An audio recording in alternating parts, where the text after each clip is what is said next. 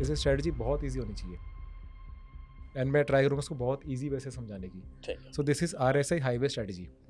अब आपकी जर्नी में आपने जितना ऑब्जर्व किया लोगों को, आपने 2 अच्छी-अच्छी किताबें लिखी हैं, तो स्किल ज़्यादा ज़रूरी यहाँ पे मेजर प्ले है या माइंडसेट ज़्यादा बड़ा मेजर प्ले है? मेरे अकॉर्डिंग माइंडसेट बहुत ज़्यादा मेजर है, उससे ज़्यादा भी है कि आपका स्ट्रक्चर कैसा है। ये जो स्विंग से पोजिशनल ट्रेड का जो कॉन्सेप्ट है, मतलब ये तो सुनने में बहुत अच्छा लगता है, बताने में बहुत अच्छा लगता है। क्या मतलब एक्चुअल में कोई राइट कर पाता है कि भाई हमने कोई ऐसा स्टॉक लिया था, जो कि उस समय स्विंग ट्रेड में था, ₹80 पे था और अभी हम इसको as a positional trade write कर रहे हैं? इतना ज़्यादा उसमें नहीं ज़्यादा राइड कर पाओगे, बट एटलीस्ट कुछ वीक्स तक तो राइड हो जाता है आराम से। हुँ। देखो जितनी बड़ी पोजीशन रहेगी ना, उतना कम आप राइड कर पाओगे। आपको कभी रियलाइज़ हुआ कि यार हमको चार्ट से नहीं, हमको अपने जर्नल और अपने माइंडसेट से सीखने की ज़रूरत है? तो मतलब स्टाइल जो मार्क मैननी वाला है, विलियम ओनील वाला है, स्टाइल मेरा अभी भी वही है, स्विंग ट्रेडिंग ही है।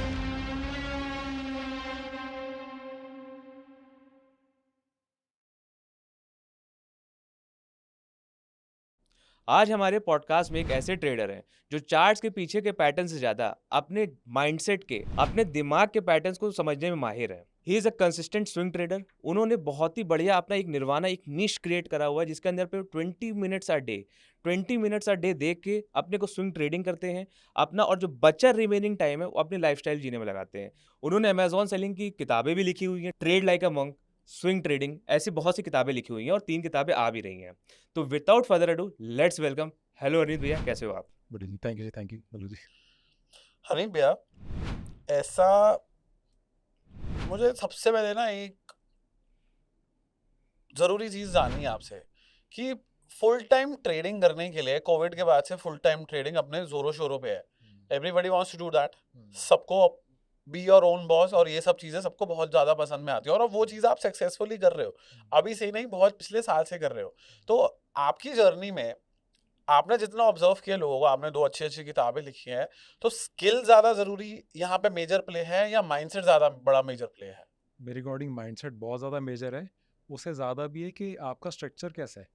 अगर आप सबसे पहली बात, अगर आप अभी आपके पास इमरजेंसी फंड ज़्यादा नहीं है, हुँ। ठीक है, आप फाइनेंशियली स्टेबल ही नहीं हो, अगर उस टाइम पे आप फुल ट्रेडिंग में आ जाओगे ना, फुल टाइम में आप बाहर ही निकलोगे आप। मैंने कितने ऐसे देखे हैं, कितने मेरे फॉलोअर्स मुझे कॉन्टैक्ट करते थे कि सर हम फुल टाइम ट्रेडिंग में आ गए हैं। एंड कोई लॉयर था, कोई डेंटिस्ट था, मैंने उनको बोला, मैं कहा मत आओ भाई, अपनी प्रैक्टिस करते रहो, साथ साथ में आप ट्रेडिंग कर सकते हो। इनफैक्ट जब आप कुछ और कर रहे होते हो ना, तो आपकी ट्रेडिंग ज़्यादा अच्छी चलती है, हुँ। बिकॉज आपके पास एक कोई सोर्स ऑफ इनकम आ रहा है फिक्स। हाँ। उसके साथ साथ उस इनकम के साथ आपका फिर माइंडसेट क्लियर है। तो मेरे अकॉर्डिंग देखो, माइंडसेट बहुत बहुत ज़्यादा ज़रूरी है। बिकॉज स्किल तो देखो आप कहीं से भी सीख लोगे, आप टेक्निकल चार्ट्स कहीं से भी पढ़ना सीख लोगे, बट माइंडसेट इतना ज़्यादा ज़रूरी है ना। देखो, और उससे ज़्यादा ज़रूरी है पूरा स्ट्रक्चर होना। अगर आपके पास अभी इमरजेंसी फंड्स नहीं है, ठीक है, अगर आपके पास कोई अच्छी सोर्स ऑफ इनकम नहीं है, एंड आप बोलोगे मैंने तो फुल टाइम ट्रेडर ही बनना है, तो आप आ जाओगे एक बारी मार्केट में, पर 5-6 महीने में वापस चल जाओगे। कितने लोगों को मैंने मना करा कि ट्रेडिंग मत करो, फुल टाइम मत आओ, वो नहीं माने, फुल टाइम में आए, अब 5-6 महीने बाद अब कोई और जॉब कर रहे हैं। बिकॉज देखो, ट्रेडिंग के अंदर आप स्पेशली जब स्विंग ट्रेडिंग करनी है आपने, तो आपको कंसिस्टेंटली हर महीने कुछ पैसे नहीं आएंगे। ये जॉब नहीं है, बिजनेस है। इसके अंदर जब, जैसे बिजनेस में सीजन्स है, वैसे यहाँ पे ट्रेंड्स है। कभी कभी ट्रेंड अच्छा है तो आपको 2-3 महीने में अगले 4-5 मंथ्स का प्रॉफिट आ जाएगा। पर जब मार्केट साइडवेज है, कोई ट्रेंड ही नहीं है, सर आपको 1-2 महीना हाथ पे हाथ रख के बैठना भी पड़ता है। उस टाइम पे अगर आपका इमरजेंसी फंड नहीं है, उस टाइम पे अगर आपकी कोई मेजर सोर्स ऑफ इनकम नहीं है, तो आपकी ट्रेडिंग अच्छी होएगी नहीं कभी भी। वही चार्ट पैटर्न आप भी देख रहे होगे, वही चार्ट पैटर्न कोई और देख रहा है, बट वो अगला ट्रेड कर लेगा, आप नहीं ट्रेड कर पाओगे, बिकॉज वो फ्री माइंड से ट्रेड कर रहा है। अब आप फियर से, पैनिक से ट्रेड कर रहे हो। वो आराम से ट्रेड करेगा, 1-2 ट्रेड करेगा, चल जाएगा। आप ओवर ट्रेड करने बैठ जाओगे, आपको होगा यार पिछले महीने भी ट्रेड नहीं करा, लॉसेस हुए थे, अब वो लॉस भी रिकवर करने हैं, इस महीने के भी खर्चे निकालने हैं, आगे का भी सोचना है। तो ये लोगों को लगता है कि टेक्निकल हम सीख जाएंगे तो हम ट्रेडर अच्छा बन जाएंगे। टेक्निकल तो बहुत छोटा पार्ट है इसका, मतलब मेरी बुक टेक्निकल पे ही आई है, पर फिर भी मैं कह रहा हूँ टेक्निकल पार्ट बहुत छोटा है। मेजर पार्ट ये है कि आपने कैसे अपने आसपास सारा सिस्टम कैसे बनाया हुआ है। अगर आप बिल्कुल फंसे हुए हो, इमरजेंसी फंड्स बिल्कुल नहीं बना के आपने रखे हुए, एंड आप सोचो मैं ट्रेडिंग में आ जाता हूँ, फुल टाइम जॉब भी छोड़ देता हूँ। एक्चुअली लोग जॉब इसलिए नहीं छोड़ते क्योंकि उन्हें ट्रेडिंग पसंद है। लोग इसलिए जॉब छोड़ते हैं, वो अपने को जॉब नहीं पसंद होती अपनी, वो अपने बॉस से फ्रस्ट्रेट है। एंड यहाँ पे देखो, ट्रेडिंग में काफ़ी ना इन्फ्लुएंस भी फेक किया जाता है बहुत ज़्यादा। यहाँ पे ना यूट्यूब में ऐसे दिखाते हैं कि हम तो बीच पे बैठे हुए हैं, ट्रेड कर रहे हैं, हम घूमते घूमते हमने सारा ट्रेडिंग से अपने सारा खर्चा भी निकाल लिया है, हम घूम रहे हैं, हमारे अगले 6 महीने के प्रॉफिट्स भी आ गए हैं। फिर कोई दिखा देगा कि हमने 5,000 से कैसे 50 लाख बना लिए, मतलब कुछ भी चल रहा है। तो वो थंबनेल्स ऐसे बनाने के क्लिकबेट करने के लिए, ताकि किसी तरह उनके व्यूज़ आ जाए। बट जो बेचारा एक न्यू ट्रेडर देख रहा है, उसकी एक्सपेक्टेशंस तो ख़राब होगी ना। मुझे थोड़े दिन पहले किसी का मैसेज आया मुझे इंस्टाग्राम पे, तो कहते हैं सर मैं फुल टाइम ट्रेडर बनना है मैंने। तो मैं कहा आपका एक्सपेंस कितना है महीने का? कहता सर 80-90 हज़ार के आसपास हो जाता है। मैं कहा आपकी कैपिटल कितनी है? कहता है 1 लाख। मैं कहा फिर क्या कर रहे हो? कह रहे सर लोग तो डबल डबल कर लेते हैं हर महीने में। मतलब लोगों को लगता है कि यहाँ पे एक्चुअल में इतना ईजी है करना ट्रेड। एंड वो गलती कहीं ना कहीं हमारी है कि जैसे हम अगर अच्छे से उन्हें नहीं बता पा रहे हैं, और वो लोग जिनको मार्केट में जो है भी नहीं है, जिनका कोई रिलेशन मार्केट में है ही नहीं, जो पहले कुछ और कर रहे थे, लॉकडाउन के बाद उन्होंने देखा कि मार्केट चल रही है तो मार्केट में इन्फ्लुएंसर बन जाते हैं, तो वो एक्सपेक्टेशन सबकी ख़राब कर रहे हैं। तो बेचारे बच्चे जो न्यू आ रहे हैं उनको लग रहा है कि यहाँ तो बहुत ही ईजी है, वो लिटरली में अच्छी खासी जॉब छोड़ के यहाँ पे ट्रेडिंग में आ रहे हैं। तो मेरे अकॉर्डिंग अगर कोई जॉब कर रहा है, जॉब के साथ साथ अगर ट्रेडिंग करोगे ज़्यादा अच्छी होगी आपकी। तो इसका मतलब ये समझा जा सकता है कि ट्रेडिंग को अच्छा करने के लिए आपके पास एक पार्ट टाइम, एक साइड इनकम होना ज़रूरी है। आपकी मेन इनकम होनी चाहिए और ट्रेडिंग आपकी पार्ट टाइम होनी चाहिए, तो ज़्यादा अच्छी होगी। जब तक आपकी मेन सोर्स ऑफ इनकम आ रही है ना कहीं से, आपको पता है एक तो मेरे फाइनेंसिस मेरे टेकन केयर है, ऊपर से आपका माइंड सेट हमेशा फ्री रहेगा। कहते हैं ना आप ट्रेडिंग में सिर्फ वही पैसे लगाओ जो आप लूज़ कर सकते हो। अगर वो लगाओगे जो आप लूज़ नहीं कर सकते ना, तो आप लूज़ कर ही दोगे, बिकॉज आप इतने फियर से ट्रेड करोगे। देखो आप स्विंग ट्रेडर के लिए ना, स्क्रीन टाइम जो है ना वो एनिमी है। जितना ज़्यादा स्क्रीन के आगे बैठोगे उतना ज़्यादा ओवर ट्रेड करोगे, उतना ज़्यादा लॉसेस करोगे। अब जब आपके पास कोई और काम नहीं है, एक तो आप फ्री हो, फ्री बैठे हो, तो हमें ना फ्री बैठा नहीं जाता हमसे।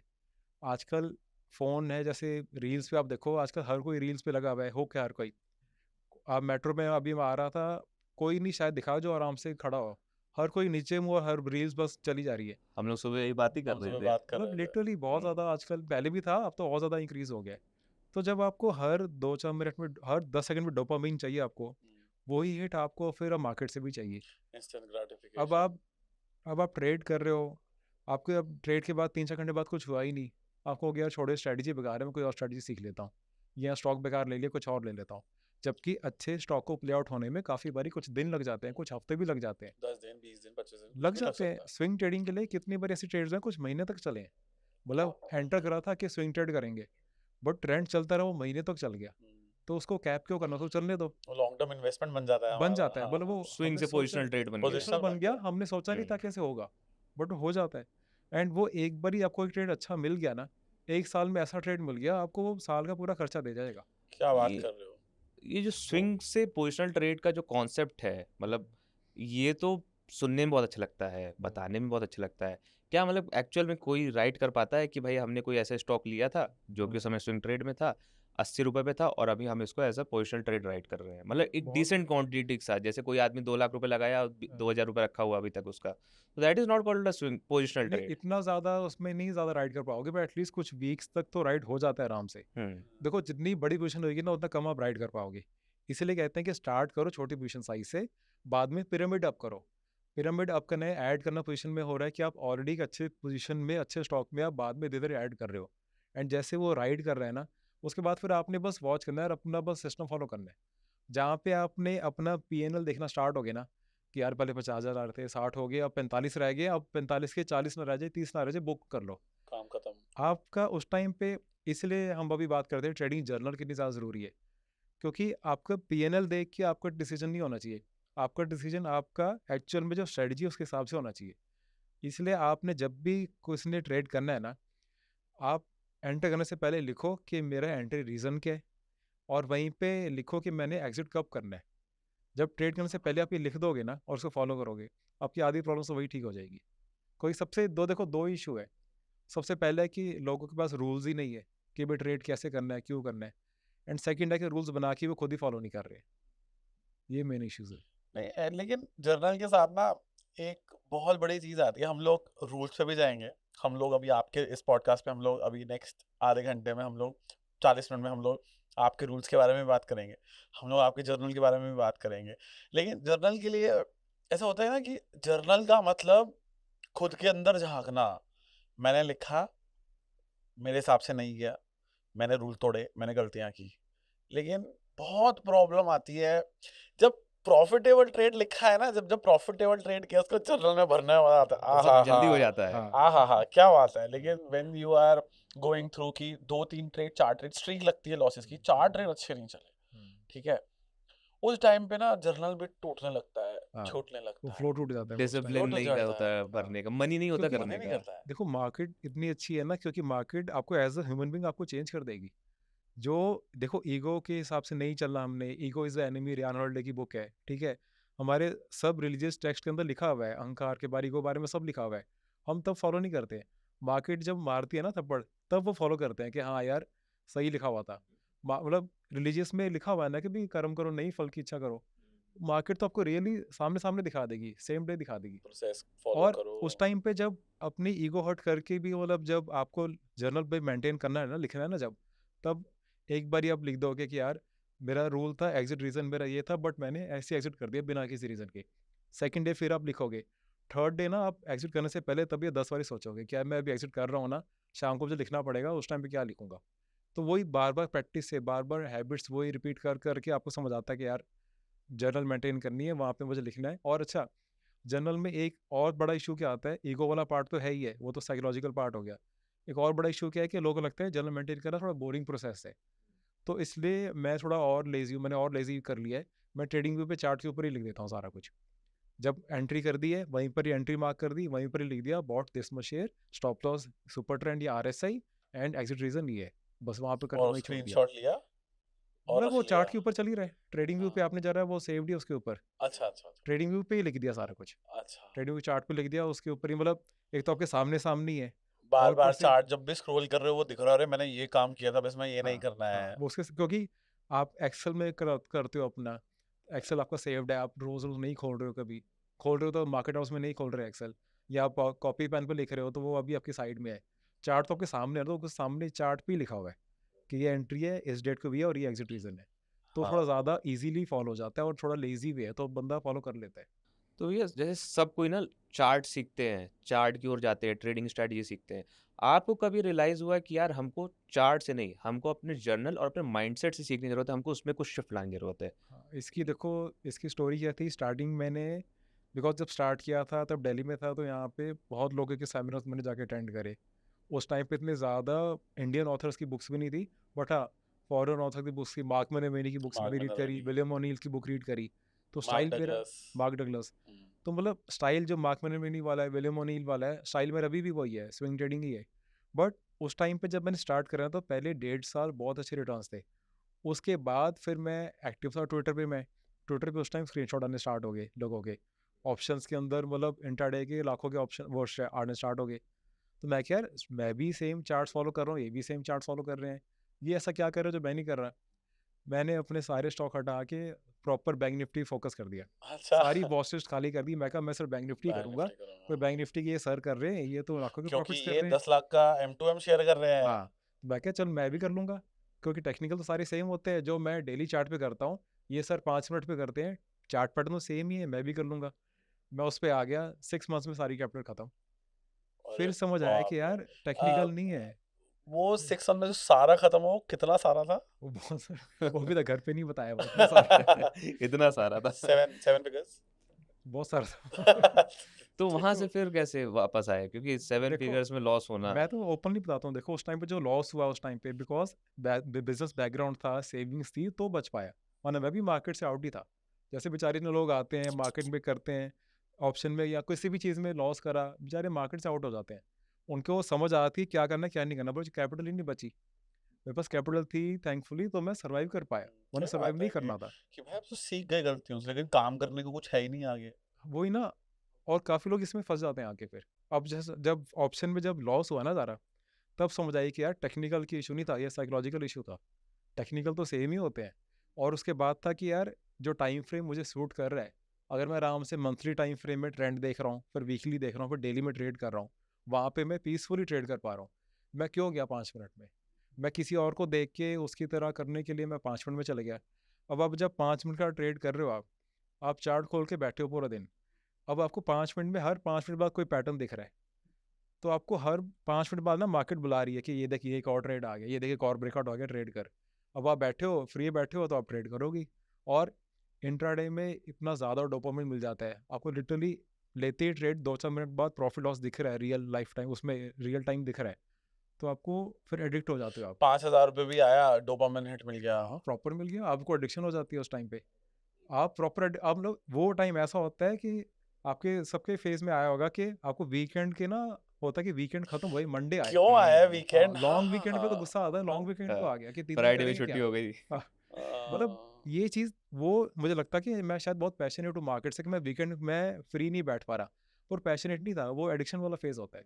लालची हो, लोगों को greedy लगता है कि हो, यार हम तो बड़े addictive हो। हार्ड वर्किंग है, हम वीकेंड पे भी हम कुछ ना कुछ हम मार्केट का ही देखी जा रहे हैं, चार्ट्स वर्क देखी एथिक जा रहे मेरा हैं। बहुत अच्छा है। हाँ, बट वो नहीं होता, वो बंदा एडिक्शन पे यार गया होता है। तुम वीकेंड का इंतजार करते है, वीकेंड खत्म हो ये मतलब हो। मैं I am for literally Mondays. हाँ, मतलब अब ये सब चलता भी है भाई, एक हसल कल्चर बीच में बहुत ज्यादा चला हुआ था हाँ कि मंडेज को वेट करते जो लोग वो सब ज्यादा अच्छा काम कर रहे हैं, हाँ, वो ज्यादा डेडिकेटेड और है। ट्रेडिंग में ऑपोजिट है।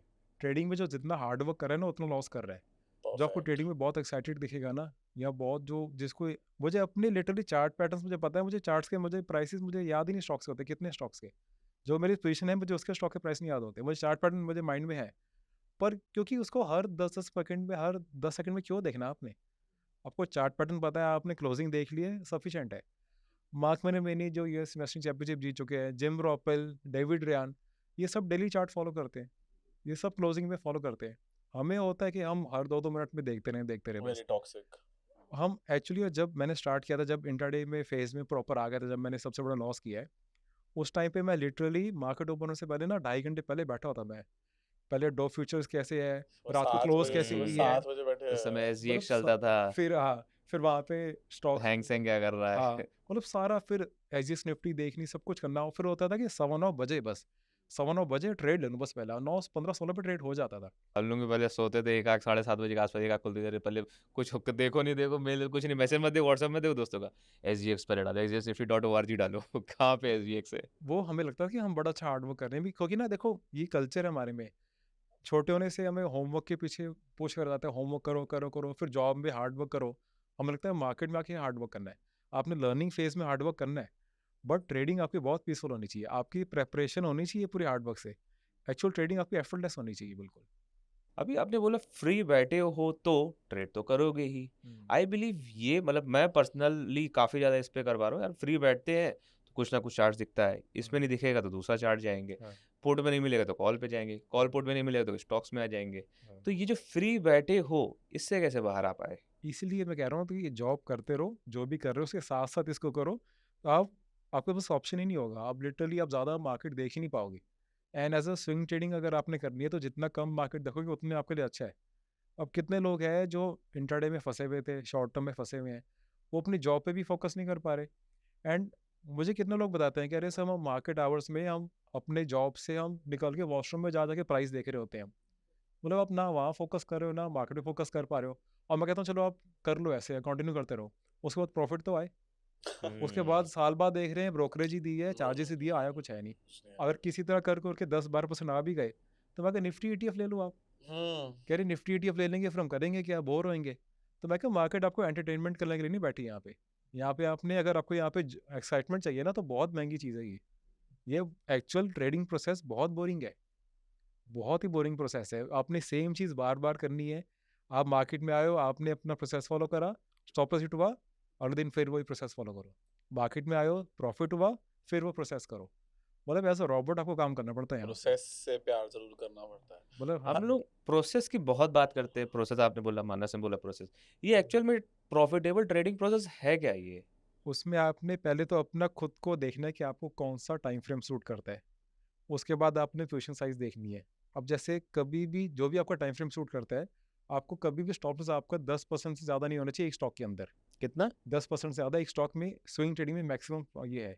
वैसे तो आपका जो स्ट्रेटजी वो बताएगी कितना स्टॉप लॉस है, बट फिर भी एक रूल ऑफ थंब है कि 10% से ऊपर कभी स्टॉप लॉस ना लो, और एक ट्रेड में कभी भी 10% से ज़्यादा पोजीशन साइज भी ना लो। तो आपको कभी भी पूरी कैपिटल में 1% से ऊपर कभी आपको लॉस नहीं होना चाहिए। किसी भी ट्रेड पे 1% से ज्यादा मैंने लगा ही नहीं इस हाँ, थ्योरी के हिसाब पूरे से। पूरे हाँ, पूरे कैपिटल का 1% ज़्यादा कभी लॉस, क्योंकि ना कभी भी आपने ये नहीं सुना होगा कि मैं स्विंग ट्रेड कर रहा था मेरी कैपिटल खत्म होगी सारी, हम्म, आपने किसी को नहीं कहते सुना होगा। ऑप्शंस में होता है। ऑप्शंस में होता है, इंट्राडे में होता है, क्यों होता है? क्योंकि एक ट्रेड 10 ट्रेड बन जाते हैं। एक पोजीशन साइज जो करी थी पहले हमने 10% डालेंगे एक ट्रेड में, फिर अगला ट्रेड हम आधी कैपिटल से एक ट्रेड ले लेते हैं, फिर हम वो होता ही इसलिए है। सारी कैपिटल आप देखोगे जो 6 महीने प्रॉफिट आया ना वो 2-4 दिन में चल जाता है अगर आप इस फेज में फंस जाओ, इंट्राडे में ऑप्शन में फंस जाओ आप। मैं ऑप्शन के अगेंस्ट नहीं कह रहा, जो करते हैं जिनको सूट करता है उनको करता है, बट 90% लोगों को स्विंग ज़्यादा सूट करेगा। देखो आप ट्रेडिंग में आ रहे हो, आप कार चलाना स्टार्ट कर रहे हो आप, तो ऑप्शन ट्रेडिंग है यानी कि आप फरारी में कार चलाना सीख रहे हो, और स्विंग ट्रेडिंग है अब आप नॉर्मल मारुति वगैरह में सीख रहे हो। बिकॉज स्विंग के अंदर आपके पास टाइम है, आपको सोचने का टाइम है, प्लान करने का टाइम है, आपने एक दिन में इंस्टेंट डिसीजन नहीं लेने आपके पास, और प्लस इसमें आप कभी इतनी बड़ी पोजीशन साइज नहीं लेते हो। ऑप्शन में आप कितनी बारी फ्यूचर्स में आप अपनी जितनी कैपिटल है उससे ज़्यादा पोजीशन लेके बैठे होते हो। इसके अंदर अपनी कैपिटल से आराम से 10% 15% से लोगे, 20% तो ले लोगे एक स्टॉक में। कभी आप एक ही स्टॉक में पूरी अपनी कैपिटल नहीं डाल दोगे। ऑप्शन में फ्यूचर्स में काफ़ी बारी हो जाता है। तो आप लेवरेज कर लेते हो, लेवरेज मार्जिन बेनिफिट ले लेते हो। अच्छा, अब वॉरेन बफेट, चार्ली मंगरी को नहीं लेवरेज करते, इन्होंने क्यों नहीं ऑप्शन करके, ये तो हमारे जैसे 10 ट्रेडर्स को हायर करके यूएस में एक सेटअप करके बिठा दे और सबको ऑप्शन ट्रेडिंग करा दे, क्यों नहीं करते ये लोग? कर सकते हैं लोग, तो उनको पता है ना, इसलिए नहीं पता है ना करते। क्या गेम है। हाँ। जब ये लोग नहीं कर पा रहे और यहाँ पे लोग सोचते हैं कि एक ये अगर अकेले टेक्निकल कमरे में एक लैपटॉप लेके ये दुनिया जीत लेंगे। अगर टेक्निकल ट्रेडर्स इतने अच्छे हैं, वॉरेन बफेट के सबको 1-1 करोड़ की सैलरी देख अपने पास बिठा नहीं सकते, हाँ, और सबको ऑप्शन के स्टेटस ट्रायंगल्स करा दो, क्यों नहीं करा रहे? वो पीसफुली क्यों बैठे हुए हैं? $250 बिलियन के कैश में बैठे हुए हैं, हाँ, अभी भी बैठे हुए हैं, अभी बैठे हुए हैं। अभी भी बैठे हुए अरे हैं। बट पर्सपेक्टिव समझना चाहिए। $250 मिलियन के कैश में इसलिए बैठे हैं क्योंकि उनके पास $250 मिलियन है और उन्होंने बहुत समय से कमाया हुआ है। But- अब किसी को अभी कल को कमाना है, अब हम आपके पास 10 करोड़, आप 10 करोड़ के 8 करोड़ कैश में नहीं बैठ सकते, क्योंकि आपको उस 8 करोड़ को लगा के आपको वॉरेन बफे जैसे बनना है, उस तरह लाइफस्टाइल लेना है कि भाई अपने खर्चे को अच्छे कर सको, अपने डॉटर को अच्छे एजुकेशन दे सको, अपने वाइफ को सही जगह पे ले जा सको, पेरेंट्स को कुछ दे सको, सोसाइटी में कुछ कंट्रीब्यूट कर सको। मतलब ये मेरे हिसाब से जो बोलते हैं कि वॉरेन बफे 250 मिलियन कैश में बैठे हैं, मतलब पर्सपेक्टिव को भी तो समझना चाहिए ना। हाँ, वो but- बहुत ज्यादा कमा चुके हैं, 97 हाँ। 95 की उम्र में एक बुढ़े से इंसान रेस्ट कर रहे हैं क्योंकि वो दौड़ चुके हैं। बट उनकी 30s में भी आप जर्नी देखो, उन्होंने तब भी नहीं करा ये सब। उन्होंने मैक्सिमम पोजिशनल ट्रेड करा है, काइंड ऑफ पोजिशनल ट्रेड। काफ़ी उन्होंने चाइनीज स्टॉक्स लिए जिन्होंने कुछ महीनों बाद सेल करे हैं। हम्म, एप्पल भी स्टॉक उन्होंने बहुत जल्दी उन्होंने सेल करा था, कुछ महीनों में सेल कर दिए थे। तो काइंड ऑफ पोजिशनल ट्रेड है, बट हाँ बहुत शॉर्ट टर्म तो उन्होंने शुरू से नहीं करा। उन्होंने जो यूएस इन्वेस्टिंग चैंपियनशिप है सारे, मार्क मिनी हो गया, डेविड रेयान हो गया। मार्क मिनी तो फिर कुछ दिनों में रोटेट कर देते हैं, डेविड रेयान तो कुछ मंथ्स तक लेके जाते हैं पोजीशंस को, वो नहीं कर रहे। अनिल भैया, मुझे आप 3 ऐसी किताबों के बारे में बताओ जिनको एक ट्रेडर के लिए पढ़ना इतना जरूरी है कि वो उन तीनों के बिना प्रॉफिटेबल नहीं हो सकता। देखो सबसे फर्स्ट है बिग, एक तो आप नॉर्मल जो बात करते हैं, हम मार्क डगलस की बुक बात करते हैं कि ट्रेडिंग इन द जोन हो गया, 10 मिनट ट्रेडर हो गया, बट इससे और एक बहुत अच्छी बुक है जितनी फेमस नहीं है, टॉम हॉगवर्ट्स है, यूके के ट्रेडर है, उनकी बुक है बिगेस्ट लूजर विंस। मतलब वो इतनी अच्छी बुक है ना, पूरी बुक साइकोलॉजी पे है, और लिटरली उस बुक में भी ये आता है कि अगर आप एक दिन में 15 मिनट चार्ट्स को दे रहे हो ना, तो 50 मिनट अपने माइंड को दो। हर 15 मिनट की जगह 50 मिनट अपने आप को दो, आप अपने आप पे वर्क करो। सारी बुक ही साइकोलॉजी पे है। ये टॉम हॉगवर्ट्स खुद ये मतलब स्कैल्पर है, हाँ, बट इनकी बुक सारी एक साइकोलॉजी एक पे है। मिनट के ऊपर 2-2 मिनट में हाँ, ट्रेड लेते हैं बट इनकी और बुक सारी बहुत साइकोलॉजी है। बड़ी पोजीशन, जितनी बड़ी पोजीशन बैंक्स की होती है उतनी बड़ी पोजीशन की हाँ, होती है। बहुत अग्रेसिवली ट्रेड करते हैं। हाँ, बट इनकी बुक, मैं बुक ले नहीं रहा था बहुत टाइम से, मैं क्या पता नहीं इनकी बुक मुझे सूट नहीं करेगी, हाँ, अलग स्कैल्पर है माइंडसेट है, वो। बट अमेजिंग नहीं, बुक मैंने है, पढ़ी, मतलब मजा आ गया। मजा आ गया, पूरी मतलब बुक में मैंने हाईलाइट करा हुआ है, पता नहीं इतनी अच्छे अच्छे पॉइंट्स है उसके अंदर पे कि यार ये पढ़ो, यार ये भी इंपॉर्टेंट हाईलाइट करो, फिर नीचे पढ़ो ये भी इंपॉर्टेंट हाईलाइट मैं करो। लिटरली जब मैंने अपने यूट्यूब चैनल में मैंने बुक समरी स्टार्ट की थी ना, पहली दूसरी बुक मैंने इन्हीं की करी थी, कोई मुझे था कि मैं ये समरी बनाऊंगा तो मैं ज़्यादा ही सीखूंगा। मतलब यूट्यूब में आप कुछ डालते हो तो उससे पहले नोट्स बना रहे हो, समरी का प्रॉपर लिख रहे हो, स्क्रिप्ट लिख रहे हो, तो आप ज़्यादा सीख रहे हो ना उसके अंदर। तो मुझे था कि मैंने बुक की समरी मैंने वीडियो डालनी है, क्योंकि इतनी पसंद आई थी, मैं अगर मैंने बस पढ़ के हाईलाइट करके छोड़ दी ना तो उसके पहुंचेगी, इसकी समरी वीडियो बनाओ ताकि और इसमें अच्छे से जाओ। मेरे को एक लर्निंग अभी भी याद है, उन्होंने कहा था कि अगर आप अच्छा ट्रेडर बन रहे हो और आप जब मार्केट में सही हो रहे हो उसमें ऐड नहीं कर रहे हो तो आप कभी जिंदगी में अच्छे ट्रेडर नहीं बन सकते हो। उन्होंने वही बताना कि लोग ऑपोजिट करते हैं। हाँ, लोग ऐड तब करते हैं जब नीचे जा रही पोजीशन, जब लॉस हो रहा है, क्योंकि अपनी ईगो हर्ट नहीं करना चाहते। वो कहते हैं एवरेजिंग कर लो, प्राइसिंग मेरी ठीक हो रही है।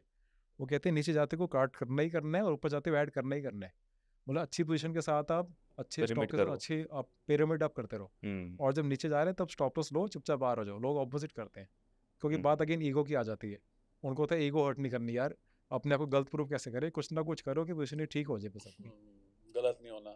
और सेकंड बुक फिर हो गया निकोलस डार्वस की हाउ आई मेड 2 मिलियन। हाँ, मतलब how I made 2 million the stock market, ये भी बुक मैंने बहुत टाइम तक नहीं टच करी थी। मैं कहा बड़ा चीजी सा टाइटल लगता है, हाँ, पता नहीं क्या होगा इसके YouTube अंदर। थंबनेल जैसा हाँ लगता है। Literally clickbait. क्लिकबेट। मैं क्या, नहीं अच्छी होगी बुक, और बुक भी बहुत छोटी सी थी। मैं कहा पता नहीं इसमें कुछ डीप इनसाइट्स होएगी नहीं, पर लिटरली इसमें भी मैं हाइलाइट्स करता रहा सारा टाइम, और फिर इसको भी मैंने वीडियो समरी बनाई है। क्योंकि लिटरली इसके अंदर भी प्रॉपर उन्होंने समझाया है कि कैसे वो फुल टाइम एक डांसर होके कैसे ट्रेड कर रहे हैं। मतलब वो कभी कैलकाटा में है, कभी वो थाईलैंड में है, वहाँ पे वो टूर कर रहे हैं, अपने डांसिंग का उनका शोज चल रहे हैं, एंड उनको वाया पोस्ट प्राइसेस आते थे। शिप में रह के ट्रेड कर रहे हैं, मतलब उस समय इंटरनेट तो आज भी शिप पे नहीं मिलता, उस टाइम पे मतलब उनको उनका ब्रोकर टेलीग्राम, वाया टेलीग्राम, जो फिजिकल टेलीग्राम थ्रू उनको प्राइसेस आते थे, फिर प्राइसेस को मार्क करते थे, नोट करते थे, फिर देखते थे जब उनका डार्वस बॉक्स थ्योरी है कि अब इस बॉक्स में प्राइस मूव कर रहा था, मतलब $50 से $40 में मूव कर रहा है प्राइस, जब उसके अंदर मूव कर रहा है वो कुछ नहीं करते थे, जब 50 का ब्रेकआउट आए उस टाइम पोजीशन लेते थे वो, एंड देन अगले बॉक्स में आके वेट करते थे कि अब वहाँ पे मूव कर रहा है, फिर वहाँ से ब्रेक डाउन हुआ तो एग्जिट, अगर वहाँ से ब्रेकआउट होकर अगले बॉक्स में मूव हो गया तो और पोजीशन ऐड करते थे। मतलब वो उनको प्राइसेस 2-3 दिन बाद मिलते थे, तो उनकी ट्रेडिंग ज़्यादा अच्छी थी। एंड जब स्टार्टिंग में वो स्टॉक एक्सचेंज के पास जाके ट्रेड करना स्टार्ट किया उन्होंने, उस टाइम उनको लॉसेस हुए। मतलब वही होगी ना, उनकी वो स्क्रीन टाइम था, वो जो हमारा स्क्रीन टाइम हमारे फ़ोन में है, उनका स्क्रीन टाइम पहले ज़्यादा कैसे हो गया एक्सचेंज के पास बैठ के ट्रेड करना, एंड अब स्क्रीन टाइम कम कैसे हो गया, वो टूर कर रहे हैं, अपना नॉर्मल बिजनेस अपनी जॉब कर रहे हैं, एंड उनको प्राइसेस मिल रहे हैं 1 दिन 2 दिन बाद, तो उनकी ट्रेडिंग ज़्यादा अच्छी हो रही है। उन्होंने लास्ट में बोला भी था कि मैं अच्छा ट्रेडर इसलिए बन पाया क्योंकि मेरे पास हर टाइम रियल टाइम टिकर नहीं आ पा रहे नहीं आ थे, पाए। लेट टिकर आ रहे थे, एक दिन लेट टिकर आए थे, इसलिए मैं अच्छा बन प्राइमरी पाया। सेंस ऑफ स्टॉक ऑपरेटर, ये बुक के अंदर भी तो यही है। हम्म, वो जब न्यूयॉर्क में थे, जब एक्सचेंजेस के पास से उनको प्रॉफिट नहीं हुए, जब वो 2 टेक्सास वगैरह में चले गए तो उनके ज़्यादा अच्छे प्रॉफिट्स हुए थे। मतलब ये चीज़ इंडिकेट करती है कि आपको literally screen time is a friend for inter trader, but is really a big enemy for a swing trader. ये चीज़ तो हर लेजेंडरी ट्रेडर सब बता रहे हैं ये चीज़। एंड हम्म, प्रॉब्लम फिर कहाँ जाती है, लोग कहते हैं कि यार अब अगर स्क्रीन नहीं देखी तो क्या करेंगे। अब मैं जैसे, मतलब फ़नी है, पर मैं जैसे अपने घर के अंदर मैंने ऑफिस बनाया हुआ है, जैसे 3 BHK, तो 1 BHK मैंने अपना ऑफिस सेटअप करा है, वहाँ से ट्रेड करना है। अब स्विंग ट्रेडिंग करनी काफ़ी बारी कुछ होता ही नहीं ट्रेड करने को, हम्म। तो बंदा बुक खोल के बैठ जाता है कि चल थोड़ा रीड कर लो, कुछ है ही नहीं। वाइफ आते जाते ही देखते कहते वेले बैठे हो, ये काम करो ये करो। मैं क्या यार मैं वेला नहीं धनिया फ्री बैठा करा हूँ, लो। धनिया ले आओ। लिटरली ऐसा हुआ है कि मैं जा रही हूँ गैस पे रखे देख लेना। मैं कह रही, मैं कह मैं ट्रेड कर रहा हूँ। कह रहे कहाँ करो, फ्री बैठे हो। मैं कह ये ट्रेड ही होता है, फ्री बैठना ही ट्रेड होता है। मतलब तो मेरे वो को भी लोग, ट्रेडिंग सिखाओ, मैं भी फ्री बैठना मतलब फिर है। लोग नहीं समझते इस चीज़ को। फिर हाँ, फिर लिटरली कोवर्किंग स्पेस में बैठ के ट्रेड करता था काफ़ी हाँ, टाइम कि में। मैं काम मैं काम अभी पे जा रहा रिसेंट का हूँ बताऊँ, 1 महीने पहले मैं घर पे ऑफिस नहीं गया था, घर से काम कर रहा था। तो अब हाफ पैंट में काम कर रहे थे, टी शर्ट घर वाली सब ऐसे ही पहने हुए थे, तभी बोल रही हैं कि ऐसा है उठ जाओ सफाई करानी है। मैंने कहा मम्मी मैं काम कर रहा हूँ। तो ठीक है वहाँ लैपटॉप लेके चले जाओ। मैंने कहा मम्मी मैं काम कर रहा हूँ। फिर बार फिर से बोली कह रही ठीक है ना रुको मैं उठा के रख देती हूँ मुझको कमरा साफ कराना है। मैंने कहा मम्मी अभी मैं काम कर रहा हूँ, समझो इस चीज़ को, यही मेरा काम है। मैं कहा बाहर निकली, दरवाजा बंद करा, काम किया। मतलब नहीं समझते भाई। स्विंग ट्रेडर को फ्री बैठना पड़ता है। अच्छा अब मैं ये बुक क्यों लिख पाया, 2 बुक्स क्यों लिख पाया, आगे 3 कैसे लिख पा रहा हूँ। यूट्यूब चैनल, इंस्टाग्राम सब कुछ कल मैनेज कर रहा हूँ, कोई मेरी टीम नहीं है, तभी कर पा रहा हूँ क्योंकि टाइम है इतना। और इसी के लिए मैंने ड्रीम किया था। मतलब जब मेरे पहले रिटेल बिजनेस थे, वहाँ पे रिटेल बिजनेस में आपने सुबह 10 बजे जाना है, रात को 9 बजे आना है, और जब दिवाली का टाइम है तब तो आपको लंच का टाइम भी नहीं मिलता था। मुझे वो लाइफ नहीं चाहिए थी। मैं कहा मैं कम अर्न कर लूँगा पर मुझे फ्रीडम चाहिए, टाइम फ्रीडम चाहिए। मैंने हर टाइम पे बिजी नहीं रहना। तो हम लोग इसी पे ही चलते हैं कि आप जो अपना जॉब छोड़ पाए। आपने बताया 9 to 10 अपने फादर के साथ आप वहाँ पे लगे हुए थे, बिजनेस में थे। उसके बाद से आपने एक ऐसा निर्वाणा स्टेज में पहुंचे जहाँ पे 20 मिनट्स अ डे पे आप ट्रेड कर रहे हो। तो आप उसके बारे में बताओ कि 20 मिनट्स अ डे, मतलब ये बहुत बड़ा स्टेटमेंट है कि आप केवल 10 मिनट सुबह देखो, 10 मिनट शाम को देखो, और यू आर डन और यू आर मेकिंग रिटर्न्स। ये क्लिकबेटी लगता है, प्लस ये एक लगता है कि आप किसी को कुछ होता है ना रुतबा झाड़ रहे हो। तो क्या ये सच में पॉसिबल है? कैसे आप उसके प्रोसेस बताओ हम 20 लोग को। मिनट्स इनफैक्ट ये मेरा है, क्योंकि मैं एक्टिवली करनी है मैंने ट्रेड। हम्म, काफ़ी मेरे फ्रेंड्स हैं जो बहुत अच्छे लेवल पे सीईओ लेवल्स में जो जॉब करते हैं, वो वीकली टाइम फ्रेम फॉलो करते हैं। उनका 20 मिनट्स अ वीक चलता है। मंडे ओपनिंग देखी, फ्राइडे क्लोजिंग देखी। यस, वीकेंड पे वो स्कैन करेंगे, सब कुछ करेंगे, वो सब स्टडी करेंगे। मेरा भी वीकडेज में जो मेरा इवनिंग में स्कैन होता है, हम्म, बट स्कैनिंग में भी अब ज़्यादा टाइम नहीं है क्योंकि स्कैनर्स भी सारे सेट हुए हुए हैं, सब फिल्टर्स लगे हुए हैं। और एक्चुअल में आपने क्या करना है, जब मार्केट में आओगे ना आप, आपके स्कैनर्स जो आपके फिल्टरों के स्टॉक्स आ गए, आपके वॉच लिस्ट में आ गए, आपने सुबह 9:15 से 9:45 तक का टाइम इग्नोर करना है। आपने वो टाइम मार्केट को देखना ही नहीं है। कभी भी आप मिस्टेक करोगे, आप देखोगे आपके पहले 1-2 ट्रेड में वही होते हैं। तो आपने वो टाइम मार्केट देखना ही नहीं है। उनकी शुरुआत बहुत ज़्यादा ज़रूरी है, बहुत ज़रूरी बहुत है। ज़्यादा ज़रूरी है। मतलब और वहाँ पे अगर पहले एक ट्रेड में फंस गए ना, अगर लॉस कर दिया, फिर तो आप कहोगे मैं आज ब्रेक इवन करके ही जाऊँगा, मैं आज और लॉस करके नहीं जाऊँगा, पर वो और लॉस बड़ा हो जाता है। फिर आप सोचते हो मैंने क्यों कर दिया, मैं सुबह छोटे लॉस में निकल जाता, बट वो बाद में समझ आता है। वो बात में समझ तो आपने पहले के ही 40 मिनट्स 30 मिनट्स आपने मार्केट देखना ही नहीं है। उसके क्योंकि उस टाइम पे न्यू ट्रेडर्स अपनी पोजीशन डाल रहे हैं, BTST वाले कट रहे हैं, सब कुछ हो रहा है, बिग प्लेयर्स अपनी पोजीशंस लेके आ रहे हैं। आपने उसके बाद जब मार्केट सेटल होगी है 10 बजे के आसपास, आपने तब अपनी ट्रेड लेनी है। उस टाइम भी आपने अगर कोई चीज़ के 100 शेयर लेने हैं, आपने सुबह 30 शेयर से लेने चल जा रहा है। फिर आपने उस टाइम से लेके 2:45 तक मार्केट को इग्नोर करना है। मार्केट उस टाइम जहाँ जाती जाने दो। आपने उस टाइम पे अब देखो 2 सिचुएशन होएंगे बस क्लोजिंग के राउंड।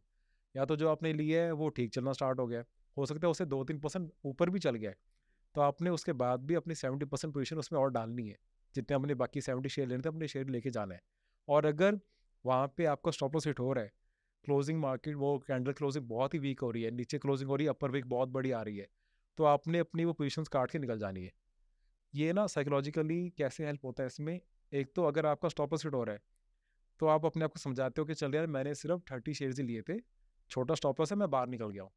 लोग फंसते कैसे हैं, वो कहते हैं यार सुबह ट्रेड लिया है, पोजीशन डाल ली है, एक ही दिन में इतना बड़ा लॉस आ रहा है, मैं से एक दिन और वेट कर लेता हूँ, और एक दिन अगर गैप डाउन आ गया, फिर वो आपका फोर्सफुल लॉन्ग टर्म इन्वेस्टमेंट बन गया। वो आपने प्लान नहीं किया था, वो आपका बन गया। फिर आप हो सकता है 5-6 महीने अपने प्राइस की वेट करते रह जाओ। और दूसरा सिनेरियो, अगर वो आपकी फेवर में चल गया है, इनफैक्ट वो क्लोजिंग के अराउंड 2-3% भी ऊपर चल गया है, मैं खुशी खुशी 70% बाकी डालता हूँ। हालांकि उस टाइम पे रिस्क थोड़ा बड़ा हो गया है, बट जो चीज़ क्लोजिंग में हायर अपने डे हाई पे क्लोजिंग कर रही है ना, वो शो कर रही है कि जो स्ट्रेंथ स्टडी थी वो है, ठीक थी। मतलब मोमेंटम आ रहा है मार्केट में, इस स्टॉक के अंदर मोमेंटम बहुत अच्छा है, वो नेक्स्ट डे और अच्छा चलेगा, बिकॉज हमने ये 2-3% के बारे में नहीं सोचना, हमने जो अगले 50-60% के लिए बैठना है ना, हमें उसके बारे में सोचना है। थोड़ा पीछे चलें, हाँ जी। थोड़ा सा पीछे जाके वो आपका जो 20 मिनट अ डे वाला रूल है, स्टॉक आपके पास कैसे आया, क्या उसके क्राइटेरिया थे, आपने उसमें एंट्री कैसे प्लान की, तो ये सब वो हम लोग देख वो सकते हैं। इवनिंग में हमारा स्कैनर हमारा जो होता है वो करता है, एंड मैं आपको स्ट्रेटजी भी समझाता हूँ सारी। यस, स्ट्रेटजी बहुत ईजी स्ट्रेटजी है वो वाली। बस यही चाहिए, easy strategy, 20 minutes a day. और पर इस पे आने के लिए बहुत साल लग गए, बहुत वही बहुत मेरा साल लग क्वेश्चन था जाते हैं।